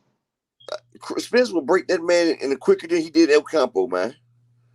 You see what happened when Spence caught Ocampo to the body one time clean? It was over. It looked like Roy Jones versus Virgil Hill. Y'all remember when Virgil Hill fought Roy Jones? No, I don't remember that. Roy Jones' first fight at light heavyweight, he fought against Virgil Hill. No, He punched him in the ribs, broke the man's ribs, knocked him out. Was that the one where he did the hula hoop dance? Yeah. Okay, yeah, I remember. He did a hula hoop dance and he put Virgil Hill down. I wanted to ask, we didn't get to touch on this yesterday, or at least I don't think we did. About Ugas. I know we talked about Barrios and how he came through. He came through. Man, I'm kind of side-eyeing that corner. Like, did he have to go through all that? Yep. The corner tried to stop it, but Ugas was no. You got to realize, as a cornerman, as a head coach, you have to do like what happened to Lubin versus Fundora. Sometimes you got to save the fighter from himself. Like sometimes the fighter is exactly. That's why I'm side-eyed in the corner. Yeah, I know your fighter's telling you no, but you have no chance of winning the fight. You're not even hitting him with aggressive punches. Like, it's not like you about to knock this man out. Ain't no use you sitting here taking hen dog salute, King. It's no use of you sitting here taking them that. Yes, Brock Howard, Virgil cried in the ring. Yes, Virgil Hill was crying in the ring when he took that shot. But there's no use of you taking shots for no reason. You taking a cumulative damage, and you have no chance of winning this fight. And he couldn't see. The man had already could not see. And that's what's the problem with scar tissue. Exactly. When you get scar tissue and you get damaged in certain ways, your body has muscle memory. And you know what's crazy? PK 205 said he had his surgery 7 years ago, and his LASIK still rolling. PK said he had LASIK surgery, and he said his is still good 7 years ago. Well, I mean, that's awesome. You get punched though, that shit different. Get hit. Yeah, y'all also got to realize. I mean, I don't see why he wouldn't. I mean, anything just to get a better vision. I mean, I don't see why he wouldn't. But then again, those are some thick glasses, so I don't know if they'll be able to. I don't know how well LASIK surgery will hold up to taking shots to the eye too, though. I think they just take the little film, whatever that is causing the vision, like a film or something. They just clean it off the eye so you can see. I think that's what they do. Oh, okay. I mean, every coach has their criteria. Like I get the whole Breland situation. I get the whole Wilder situation. Like, okay, let me die out there, whatever. But actually, I don't, because my criteria. And again, I'm not a professional coach. I'm an Olympic style coach. And you still do amateurs though, so they still got a lot of career left ahead of them. Exactly, but my number one job as the trainer, as the coach, is to keep you safe. Yeah, protect your fighter. That is my number one concern, is to keep you safe. Forget the win. I do not care about, if we win, we win. If we lose, we lose. But my number one job is to keep you safe. Well, and the difference between professional and amateurs is this is their livelihood. And even in professional fighting, one punch can change it up. But you see how they doing Charlo, because he didn't go out on his shield. That's the only reason they're mad at Charlo. And I want to say that. The only reason fans are mad at Charlo is the reason why I said boxing is starting to grow, and why people like Tank Davis and Earl Spence. Okay, we talked about if he got in trouble, he should take a knee. And I didn't see nobody saying anything then when we were like, if he gets in trouble, take the knee. And then he took the knee and everybody's upset. PGB Big Dog, peace and blessings, salute. Coach Amber, they wanted Charlo to get knocked out. They wanted to see him get hurt. That's what they wanted. No, what it is, as boxing, people watch boxing to see somebody get knocked out. Yeah. That's why fighters like Gervonta Tank Davis, Deontay Wilder has such a big following, because people love to see the finishing show. They love to see you close the show. The barbarian. We all do. Yes, we all love that. And see, that's what we're savage people. And I'm not gonna be the one to say I don't love it. I love to see a test of skill, and this is why Devin Haney isn't as big as he could be. Because yes, it's great to have the sweet science, but Gervonta Tank Davis has the sweet science. Gervonta Tank Davis, he puts on a boxing clinic. But the difference between Gervonta Tank Davis, Shakur, and Devin, Gervonta Tank Davis also closes the show. Like, it's great to watch a show. It's great to watch a movie. But imagine watching a movie for 3 hours and never getting to the climax. Shout out that whole boy. You always want a climax. You always want it to end. You know, it's great. I love watching a movie. But sometimes when the movie goes on long enough, you're ready for that movie to be over with. And that's what it is. People are waiting for an end. You have to be able to close out the show. Now, pure boxing is great. But like I said, you got to close the show. When you leave the door open to the show, people are filled with a longing of like it's unfinished business. Like, damn, he did this, he did all that, and he couldn't even close the show. And that's why people pay big money for the big fights, is to see somebody get knocked out savagely. And I love it too. I'm not gonna lie. Like, that's well, I'm just speaking on Ugas and Ugas alone, because right when we saw his rock knocked, we all knew what it was. Like, no, we was talking about Charlo. We was talking about how people mad at Charlo because we didn't get to see Charlo knocked out. Well, yeah, tying in the two. I mean, we literally said if he gets in trouble, he should take a knee, and then he took one, and everybody mad. Yeah, because everybody thought he was gonna get back up and fight some more. And he did, but he didn't get knocked out. They wanted to see that brother get stretched. And that's all that is to it. That's the problem. That's what it is in a nutshell. Everybody wanted to see Jermell Charlo get stretched. They talk about he fought scared. He fought strategically. He boxed. Because if he'd have fought Canelo any other way, he would have got stretched out. Yeah, and that knee was a business decision because he could have got beat up if he would have stayed up. I'm not going to lie. I wanted Ryan to get stretched, but I understood it. Somebody get rid of that dumbass. And Mr. F. Negroes, it shows how much you're a coward because you have to come over here on a fake persona to people that don't even know you and you hiding. Just think about it. You a coward your whole life. You can't even be yourself on the internet. Like, you can't even live your life on a fake plane of existence. It's a little basement dweller. Exactly. Fat ass probably staying at home with your mama jerking the kitty porn, you nasty bastard. I know you're tight. I know you're tight. Is he one of the ones that never got a climax? Yeah, he's never. See, yes, that's why he wanted Charlo to get knocked out, because he never got a climax. See, his whole life has been anticlimactic. You feel me?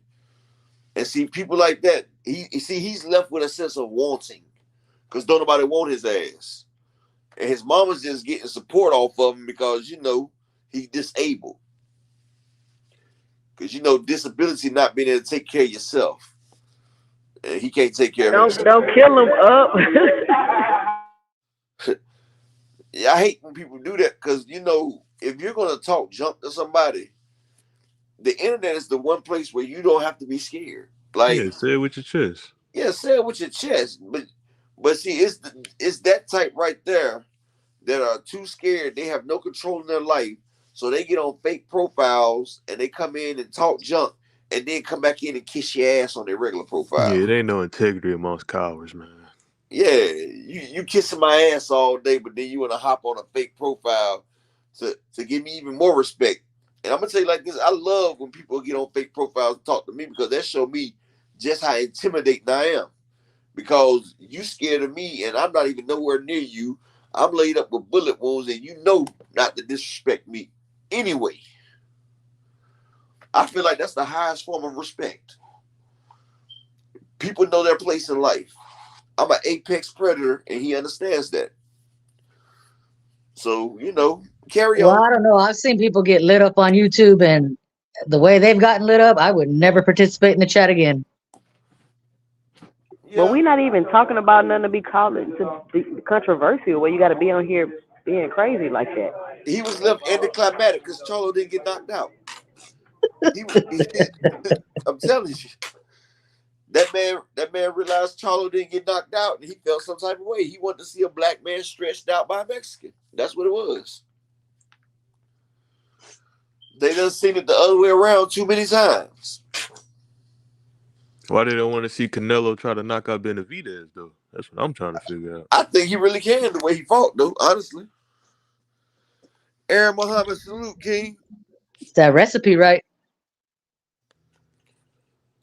If the same Canelo, if Canelo's in the shape that he was against Charlo, Benavidez don't last because Benavidez has no defense. Man, Benavidez look like he's finna have another fat camp up.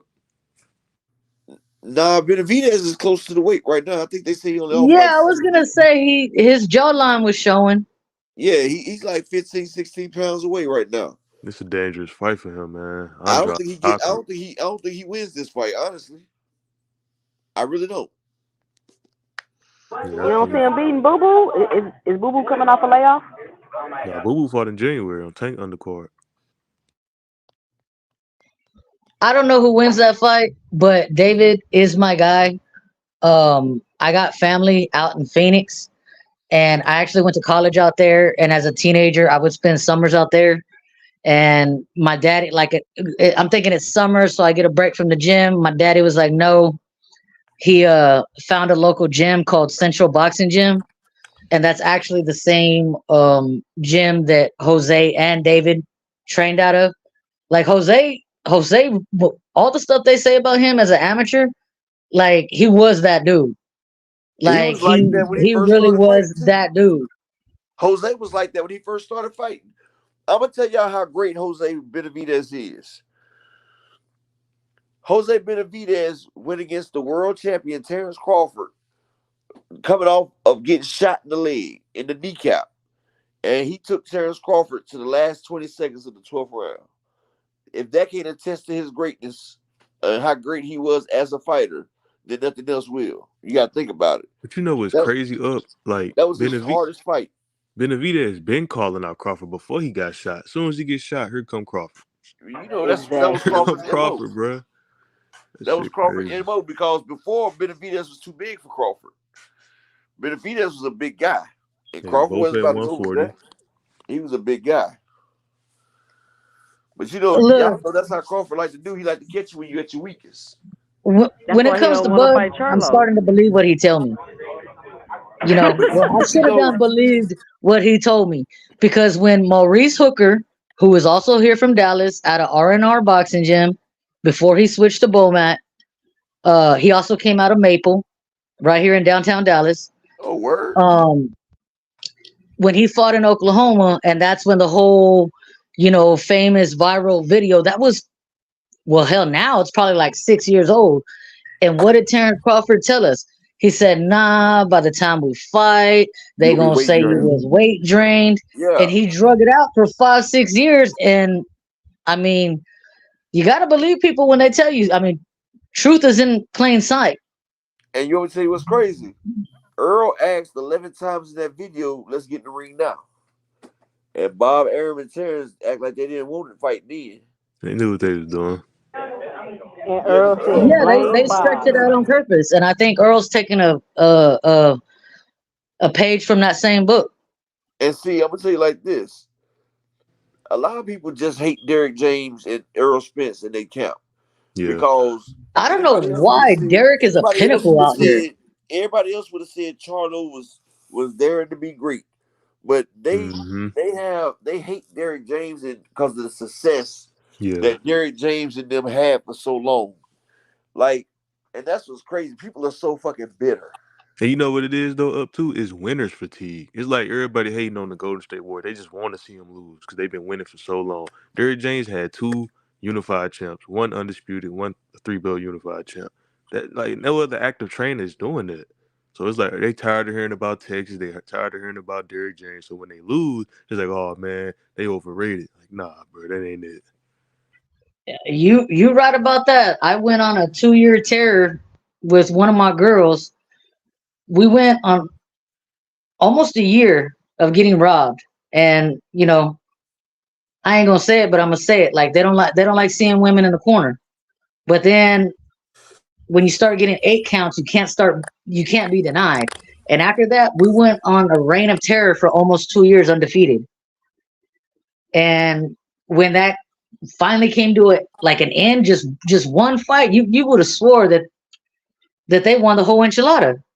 Like, you just won the first round. When I say the first round, like Golden Gloves, you get knocked out, you lose, they continue. Yeah, I don't know, man. It's just they can't wait to tear Derrick James down. And as soon as a fighter loses, they discredit their whole career. Like, how y'all gonna do that? Like, these were unified. This was a unified champion. He lost the undisputed fight, and Charlo just moved up 2 weight classes and lost the undisputed fight to the undisputed champion 2 weight classes up. That's not a knock on them, in my opinion, or Derrick James. How was Earl always overrated road running Wheezy? Hit the link and explain. Matter of fact, a lot of people just say stuff and not held accountable for their comments. They just talk. And I'm tired of all these baseless comments. Yeah, so hold on. I'm gonna give you a chance, Weezy, to come up here and explain. If Earl overrated, then Crawford didn't do shit special. See how dumb that sound? Hop on this link. Stupid as hell. Hop on that link and come up here and Terrence talk. Crawford discredited his best win by saying Earl Smith's not a Hall of Famer. If you say Earl's overrated, then that means Ugas, who beat Manny Pacquiao. That's what we're doing. Beat the same damn dudes Crawford beat at 47. Kilbrook, Sean Ports. What the fuck is you talking about? And beat hell, I wanted to see Crawford versus Ugas. Yo, before I think Ugas should retire. I think that was Ugas' last fight. Crawford will fight him now. You're right about that. Hey, Joseph Townsend, that old Pacquiao beat Thurman and Broner. He beat them.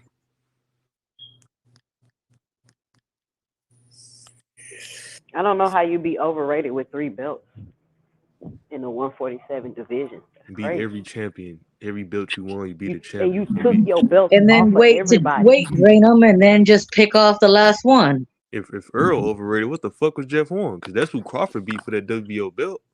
If you want to take it, they're road running. Yeah, you I just want to hit the panel. His ass Joseph Townsend, you said Ugas a bum, but he beat Crawford twice, embarrassed him the second time, and sent him home. That mean Thurman a bum because he lost to old Pacquiao. TV, salute, King. Let me get my man Southpaw.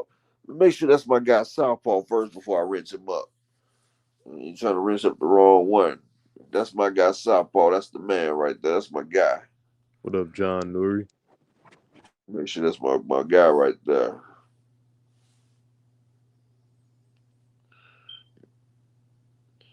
Nah, that ain't my dude right there. He ain't got no subscribers. Southpaw got a lot of subscribers. I was gonna say, be careful. And which Southpaw is that?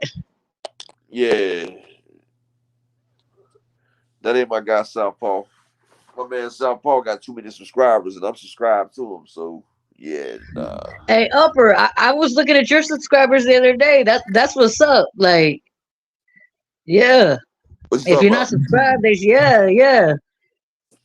You're what? 3K plus? Oh, I did that in 1 month, really. Like, I was like my channel. This is, I think I got like 1,600 in my first year. Right? I mean, my first month, right? When I got my channel, I got like 1,600 my first month, and then I fell back for a minute, and then like I think July I got like 1,400 more. So because I pushed it again. How? Huh? Yeah, I was gonna ask you how I'm having a hard time. I mean, I got some videos with over 30,000 views on it, and I got a lot of them that got like at least 10K views on it. So on my views, I was getting like 80 to 100 subscribers a day. Like, all you need is a video to go viral or get a video for people to push, and once it hit over 1,000, then more eyes will see it, and then I mean, that's how it happened to me.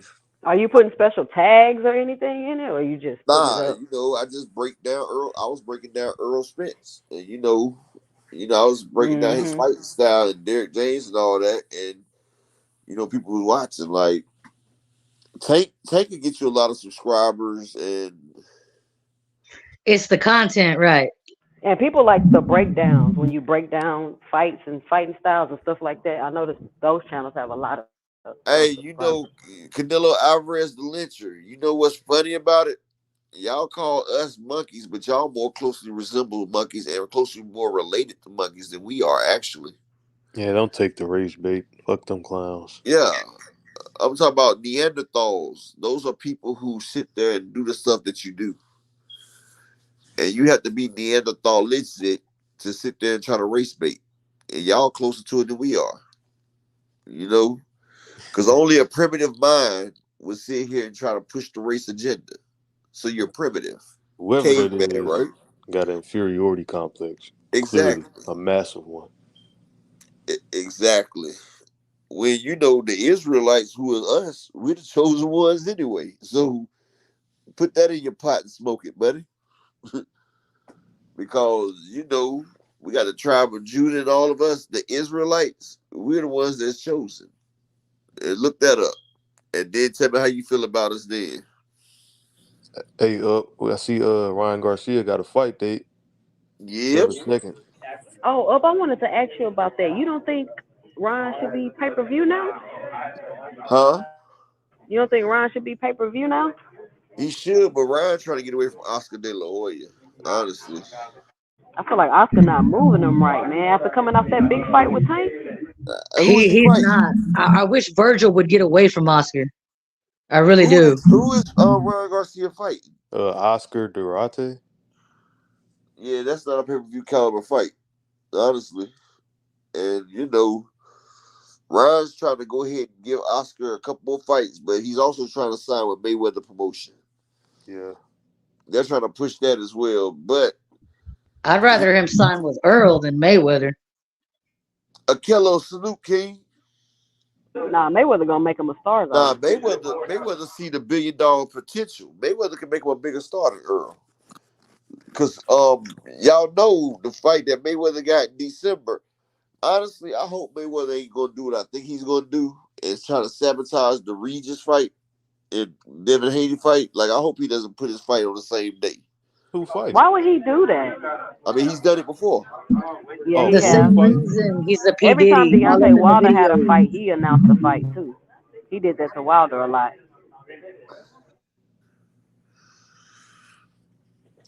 But what is this? I don't know. Do y'all know about the Thurman thing or is Thurman's it gonna an be on the card exhibition? too. And he gonna be Thurman's on the gonna be on the undercard? card, and Danny Garcia is gonna be on the undercard. All the people And Crawford called out. yeah, and another thing about it, they also gonna have Camille Bolton on the undercard.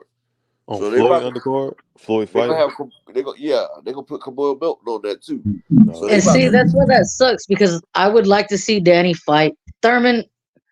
Thurman gets on my nerves. That's just me personally. Um, but I would love to see Danny fight. So now I gotta. Well, I don't Danny's gonna necessarily be have to fighting, pick, but yeah, I but think Danny fighting Arizona Lord for that belt. but yeah, he's making the fans split the money. Like, do I want to watch this or do I want to watch that? No, he's making a statement because Bill Haney and them have been beside themselves. You know how Floyd is. Yeah. If the eyes is not on Floyd, you know what I'm saying? Like, But they've been trying to shit on Floyd though. Saying he ruined boxing and all that old dumb shit. yep. They've And been saying yeah, that for years. Now he finna show you how he finna ruin your and you know pay-per-view. something? Ryan Garcia really should be on pay-per-view now that I'm looking at this guy right here. Yeah, this dude can fight. Got Yeah. 26 wins, 21 knockouts. Yeah. I don't think they want to invest that. I don't think Oscar want to invest all that He money. can do Like, 200K, man. Easy. Ryan got over how many social media followers he got? I don't know if 10 million Oscar's trying to followers. throw him to the wolves, but how does that benefit Oscar? Because if he throws him to the wolves Oscar's trying to sit Ryan and he up. loses, I because mean, he's trying to leave and go to Mayweather. You get what I'm saying? So he would probably try to sabotage him. What's up, John Doerr? but how does that benefit Oscar though? Oscar De La Hoya. I mean, unless it gives him a reason to cut the contract, and that's the whole reason he's trying to throw him to the wolves. You know what I mean? He's trying to bring Ryan's value down. That's what he's trying to do. He's trying to bring Ryan Garcia's value down. I'm noticing what he's doing. he feel like if Ryan Garcia lose, then that brings his value down. But wouldn't that in turn? I mean, he just lost the Tank. Wouldn't that in turn bring his own value down? Because Ryan has a let's be chance. honest, Oscar, his stable isn't that strong anymore. Listen. Ryan's is in a court case to get away from Oscar De La Hoya. It's loopholes that Floyd knows, and he's about to get away from Oscar De La Hoya. So Oscar says, "Well, you're committed to me now, and since you're about to leave and go to Floyd, I might as well go ahead and daggone get you messed up, so you're damaged goods for Floyd Mayweather." You feel what I'm saying? Oh, so he's doing the Bob Arum thing? Yeah. Oh, okay, okay. Yeah, Oscar Duarte is a bad boy.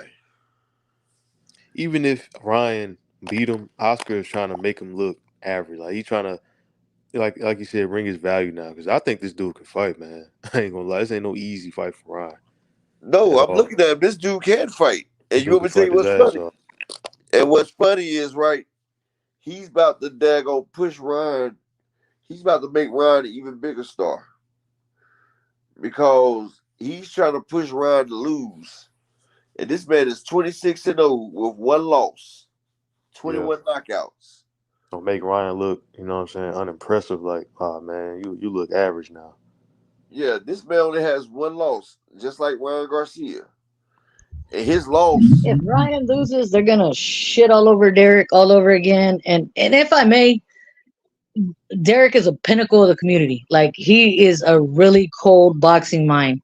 And like, you know what? That shows his. He said that when he's done with this, he's going to the Boys and Girls Club. Yeah. He's going back to amateur boxing.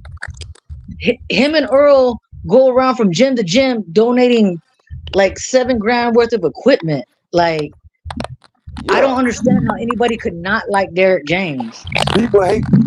They hated Yahweh Shai, and all he ever did was come around and preach to people and hope people did better.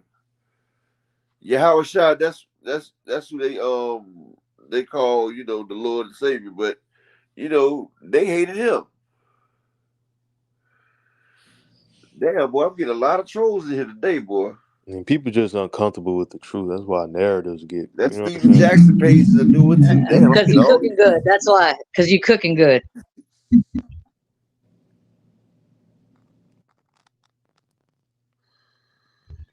They can at least hit the like button or dislike button. Yeah, I mean, if you're gonna troll, I mean, hit the dislike button. That's cool. But see, I'm glad Ryan Garcia is getting a hard fight like this, right? The man is 26-1. Dang, boy, y'all hit the like button as many trolls as you making, Kane. I just want to know how the PBC been taking L's this whole year when both fighters are PBC fighters. And plus, PBC been taking L's all year. Guess what? In one fight, Ryan versus Tank, PBC made a third of Bob Arum and Top Rank's whole net worth. They haven't even put on a pay-per-view. Wow. Look, Top Rank and Bob Arum net worth is $300 million. Ryan and Tank made $153 million in revenue. Matter of fact, that's half of Bob Arum and Top Rank's net worth. So who's taking the L's? And the money is made off Canelo. Plus they made $90 million off Terrence Crawford. Matter of fact, hold on. Let me do. I'm not a mathematician, but I'm a mathematician, if you understand, right? Canelo. So what's all this going out of business talk? Hold on, I'm about to tell you something that's even crazy. Tank and Ryan generated $156 million. Earl and Bud did over $90 million. So that's $246 million. Oh, don't forget about the beginning of the year, David versus Plant. That's what kicked it off. And they are both PBC fighters. No, watch this. I'm not even gonna do that. So in 2 fights, PBC got $246 million. Now it's reported that Canelo and Charlo just did better than Terrence and Earl. So that's at least $100 million. So that's $346 million. And that's at least, not include Canelo and Charlo's gate. So, like I said, I ain't a mathematician, but I'm a mathematician. That's $356 million in 3 fights. That's 56 million more than top ranking Bob Arum's whole net worth. This is what they generated this year. Now, who you say going out of business again? But they're not going out of business. It's I just think you're right. Showtime. Their model is changing. Their model is changing, and I don't have a problem with that as long as they're giving me what I want, and it's not like every other weekend. Give me 2 fights a month, but make it a fight I want to see. Because if not, we're gonna go back in time to where you're charging us pay-per-views for fights we don't want to see, and then we're gonna do this all over again. And y'all know what's crazy? Like Coach Ever said, I didn't even talk about Caleb Plant and Benavidez, right? I didn't even talk about Tate versus the other Garcia's pay-per-view. Right. Exactly. They by the end of this year, they made double Top Rank's net worth. Now, who you say going out of business? What's crazy is Top Rank about to lose their deal with ESPN because ESPN is talking about they're not generating enough eyes. Yep. So again, I say, who is running out of business again? Bob Arum might have to come to the PBC with Top Rank and let PBC fighters pick off the Top Rank fighters and so on, because they don't have a stake. If ESPN drops Top Rank, who are they gonna go to for their platform? PBC has Showtime and they have Fox Sports. So again, they acting like Showtime about to drop boxing. I mean, every year they talking about PBC. No, Showtime is not doing it. Paramount made a whole it's Paramount special place, gave them more revenue. Yes. They're actually getting more revenue for boxing. It's like when Sprint merged with T-Mobile. You know what I'm saying? Like, they not going out of business, they just merging and creating more money. That's all Upper. it is. Even though I know the fight didn't go through.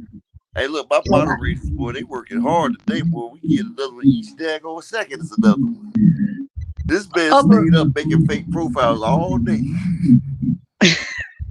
You were loved. You were loved.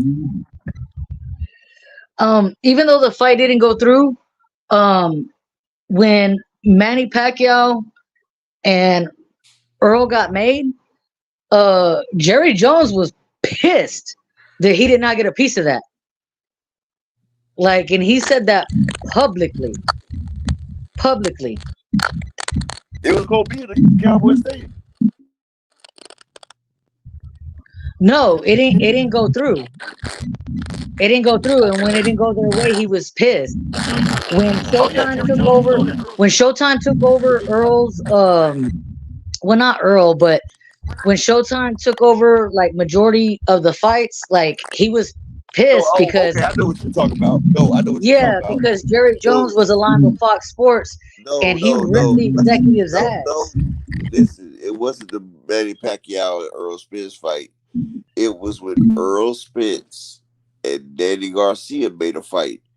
It was supposed to be on, because Jerry Jones has an exclusive deal with Fox Sports, and Earl was fighting those Fox. But was it Garcia? I can't remember which one. Yeah, it was. And then Earl did the fight. Matter of fact, it wasn't even Danny Garcia. It was the Mikey Garcia fight. They fought on Showtime, and Jerry Jones was pissed off because Earl Spence was supposed to fight that on Fox, because Jerry Jones is exclusive with Fox. For Dallas Cowboys, they're only on Fox.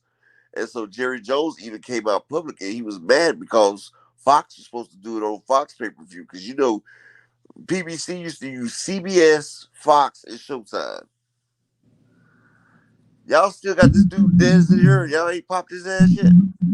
Jerry was pissed. Like, and from what I heard, like the execs was like, why didn't y'all work harder to get this on the network? Like, he was livid.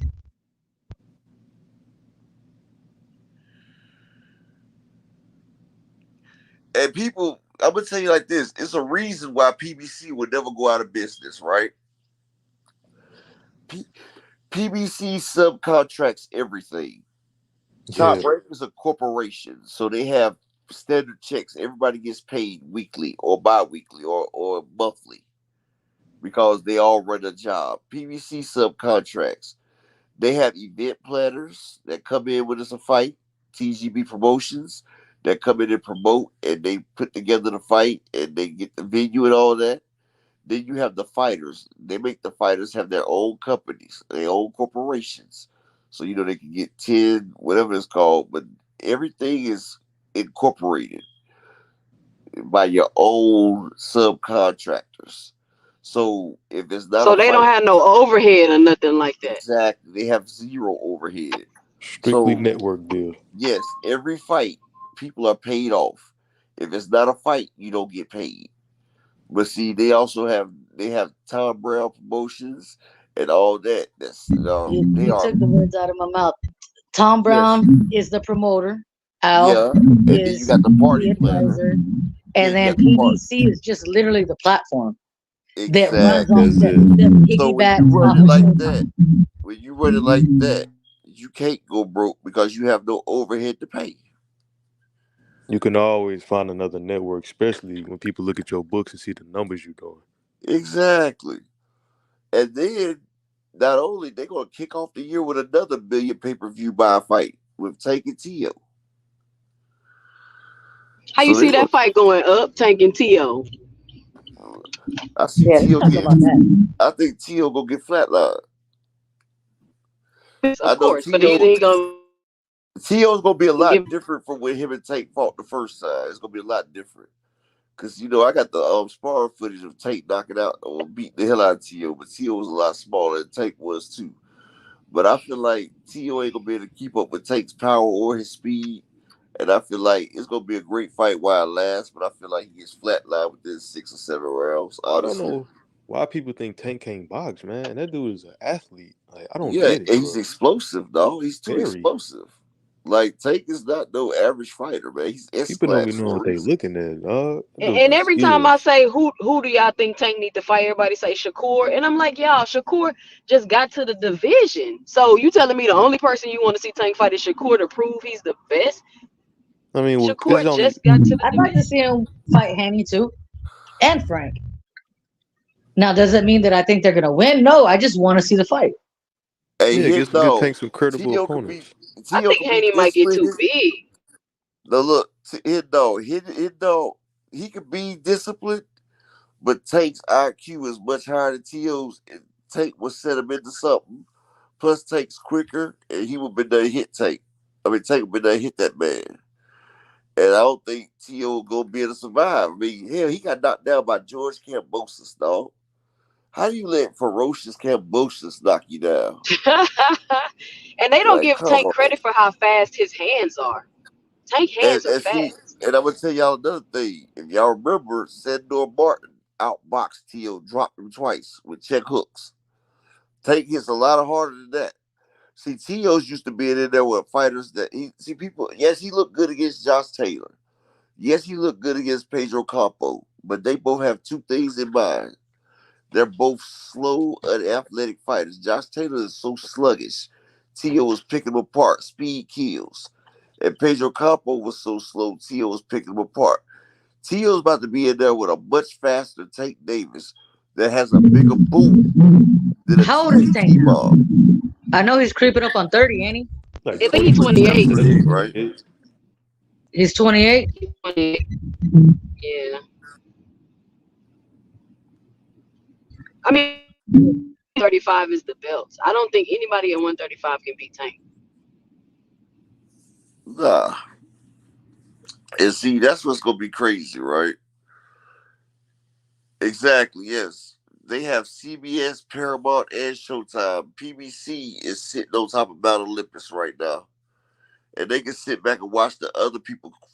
The Zone lost over $1 billion, people. They had to get $1 billion loan from this billionaire. They lost over $1 billion. Come on now. Why you think they're doing pay-per-view? They were supposed to be deaf to pay-per-view. Now they're double charging their people and everything. I let this whole subscription lapse. I don't want them no more. First thing out of their mouth is pay-per-view is dead. And now Yeah, they charge pay-per-views. and double charge. They got to recuperate some of that money they lost. I don't even like watching pay-per-views on the Zone. It's I janky, know. man. It's like I used to think it's because I was watching it on a Fire Stick, but no, it's y'all pay-per-view is bad. When I start paying for it, it was the same issues. And y'all know what's I crazy? stream that shit. I'll never It's come on to unless it's Virgil. Unless That's it's why. Virgil, I'm not doing it. And at That's that, why. I paused my subscription and I tried to cancel it, and they were like, "No, you have to pay the next month, and then you can pause it." Like, You know what's I have crazy? to pay the next month, and then I have to pay an exit fee. Ron Garcia had to pay the Zone $200,000 because of a deal that Oscar De La Hoya made with them. They only got like 200K pay-per-view buys in the Tank versus Ron fight, while PBC got 1.4 million. First off, they didn't have to pay nothing. They got a free 200,000 pay-per-view buys because of PBC and Showtime. But they was irate and upset, and Ron Garcia had to come out of his pocket $200,000 more dollars. It's crazy. And that's where, and then they left Ron up there. So, like I said, they got Ron in a tough fight. Probably one of the toughest fights he's been in. It's going to probably be one of the toughest fights he's been in besides Tank. And this right here is going to show if what he learned is good or not. Yeah. Why didn't Oscar want to make the Tank fight though? Because no, it's not that. Because he knew the lion's share and all that. They didn't know it was going to do that big. Oscar didn't. Oscar's a bad promoter, man. Yeah, I was gonna say. I mean, Al Heyman, he's let his fighters cross the street. He let Porter cross the street to ESPN. He gets a percentage. Like, I mean, but you ever notice when they do that, the PBC fighters lose, and sometimes it's be real controversial. And I just be wondering what is that about. No, I don't know why. I mean, sometimes when the top rank crosses over, the PBC loses too. PBC a lot of times PBC don't send their top fighters over there, but a lot of times their fighters, that need a bag, they go over there and get a check. Sometimes fighters go over there just to get a check. A lot of the smaller fighters on PBC, they're fighting on Top Rank. Top Rank has a budget, so they can get a lot more guaranteed up front. PBC is back end heavy, but if you're not a star, you're not really getting that back end money. So a lot of them are leased out to Top Rank. Go over there, fight, get the bag. Who is 18th Votto? Please tell me how Tio. It's another troll. Oh, I was about to say that don't even make no sense. It's another troll. They've been popping all day. I don't really be seeing too many trolls in your chat. It's the most I've ever seen. It's been 10 straight. I love it. That means you're doing something right. Yeah, it makes me feel special today. I know Keyshawn got a fight coming up, and it's near me. I might go to it. But the thing with Top Rank, they have awful cards, man. Because you know why? They don't want their fighters to be too big, because they have a budget. So they want to keep paying the budget, because Bob Arum makes his money off how much he spends versus how much he got for the budget. Like, ESPN gives them a certain amount of money to pay for the fight. And so after he gets the fighters and everything paid, what's left is all his. And that's the way he likes. That's terrible. Yeah. If I give you money to buy 100 bags of oranges, and I got these kids that are cute as hell, you know what? Go buy 25 bags of oranges, and we gonna charge $10 an orange. That's you, and I'm keeping the rest. That's pretty much their motto. Yeah. So how can the top ranked fighters keep saying PBC? The fighters are ducking them. You get what I'm saying? Like how Terrence was like, "Oh, these fights from PBC was ducking me," and Shakur's like, "Oh, they ducking me." It's hard for them to promote themselves over there, so they go with the Manny Pacquiao mindset. They use a PBC fighter to latch on to create controversy to build their name. That's how they do it. You barking behind the fence and throwing rocks because ain't no backlash for real. You're not gonna get that fight, so it's like free promotion. It's getting old though. Like it's old at this point. It's their motto. We're done with that. Like we after going through that with Crawford, it's like I don't see how y'all gonna think y'all gonna get away with it. Akello. They ain't got to fight on ESPN. Akello.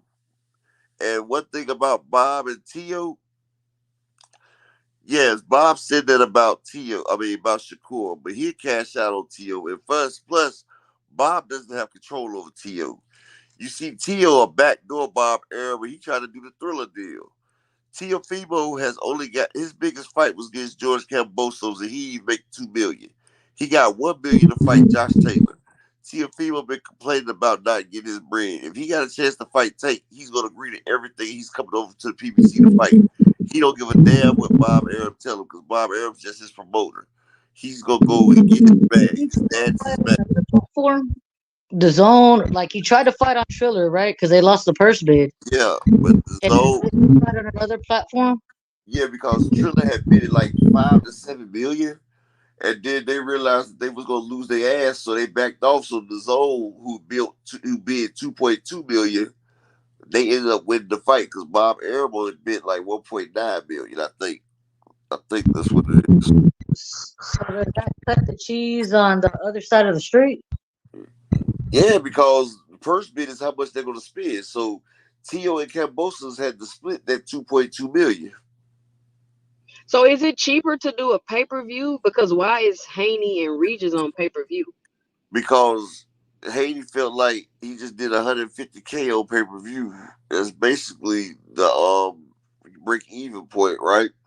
And once a fighter becomes a pay-per-view star, they don't want to go backwards.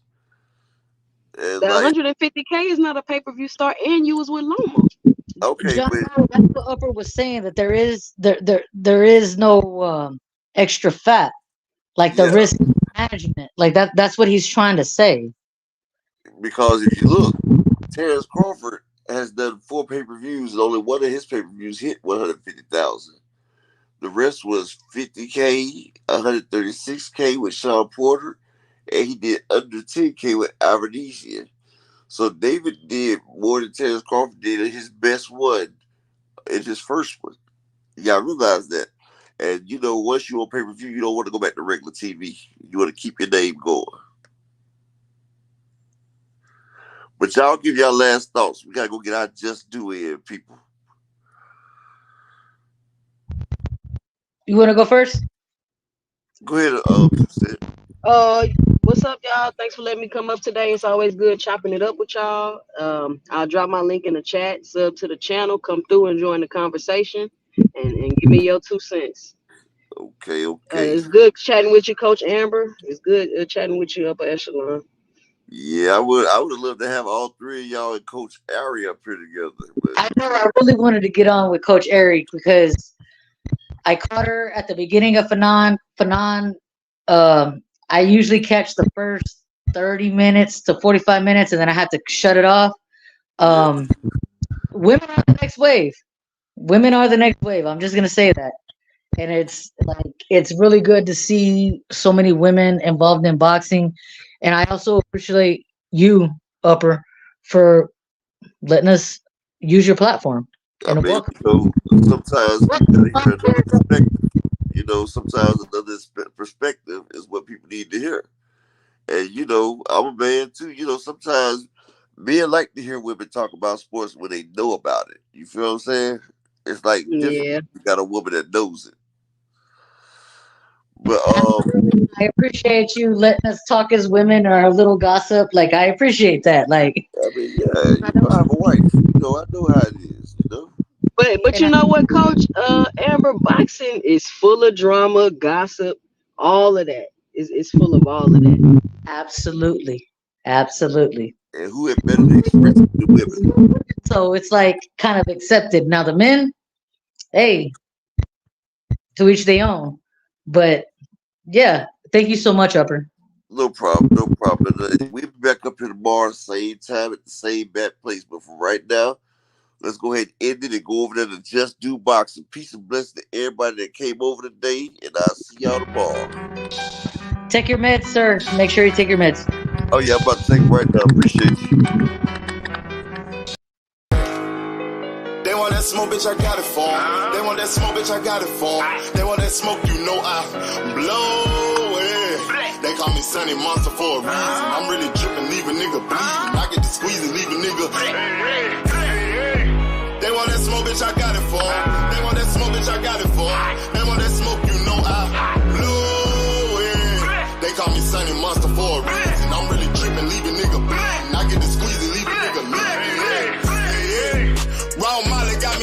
in demon mode. Mouth moving like I done put clean in my nose. Trying to catch me a op, I can leave with some hoes. He standing straight up, watch I make him lean with this pole. Would've thought he was close, how that heat made him fold. Thought it was a game, he won't think no more. His brain's gone, nigga. It be exciting when I get to striking. Guns sound like thunder, hit you like lightning. Fight for your life, we don't do no fighting. We really hit it, nigga. We worse than savage, they calling us Vikings. Police be riding, we still be sliding. Told you we hitters, remember the time. They want that smoke, bitch, I got it for 'em. They want that smoke, bitch, I got it for 'em. They want that smoke, you know I blow it. They call me Sunny Monster for a reason. I'm really tripping, leaving nigga bleeding. I get the squeeze, leaving nigga bleeding. They want that smoke, bitch, I got it for 'em. They want that smoke, bitch, I got it for 'em. They want that smoke, you know I blow it. They call me Sunny Monster for a reason. I'm really tripping, leaving nigga bleeding. I get the squeeze, leaving nigga bleeding. How about I leave them holding like the Bible? AR-15, that's a high-power rifle. A in the army and assassinate rivals. Break that shit down, nigga. AK or anybody kill. Hop out, get the drilling and spilling. 7.62 gon' split 'em. LPN, that's for any fuck nigga. You a plug, then I'm pulling up, nigga. You my lunch, eat it, bullet for dinner. 5.0, eat 'em up, eat 'em up. SK, smoke killer for show. Drum rounds and cripple ops, Draco. I got them all, you don't want no. I got all those six, nigga. They want that smoke, bitch, I got it for 'em. They want that smoke, bitch, I got it for 'em. They want that smoke, you know I blow it. They call me Sunny Monster for a reason. I'm really tripping, leaving nigga bleeding. I get this pussy, leaving nigga bleeding. They want that smoke, bitch, I got it for 'em. They want that smoke, bitch, I got it for 'em. They want that smoke, you know I blow it. They call me Sunny Monster for a reason. I'm really tripping, leaving nigga bleeding. I get the squeeze, leaving nigga bleeding. Y'all know what the fuck going on around here, nigga. Y'all nigga keep talking about you want smoke. You can't catch me on social media, my nigga.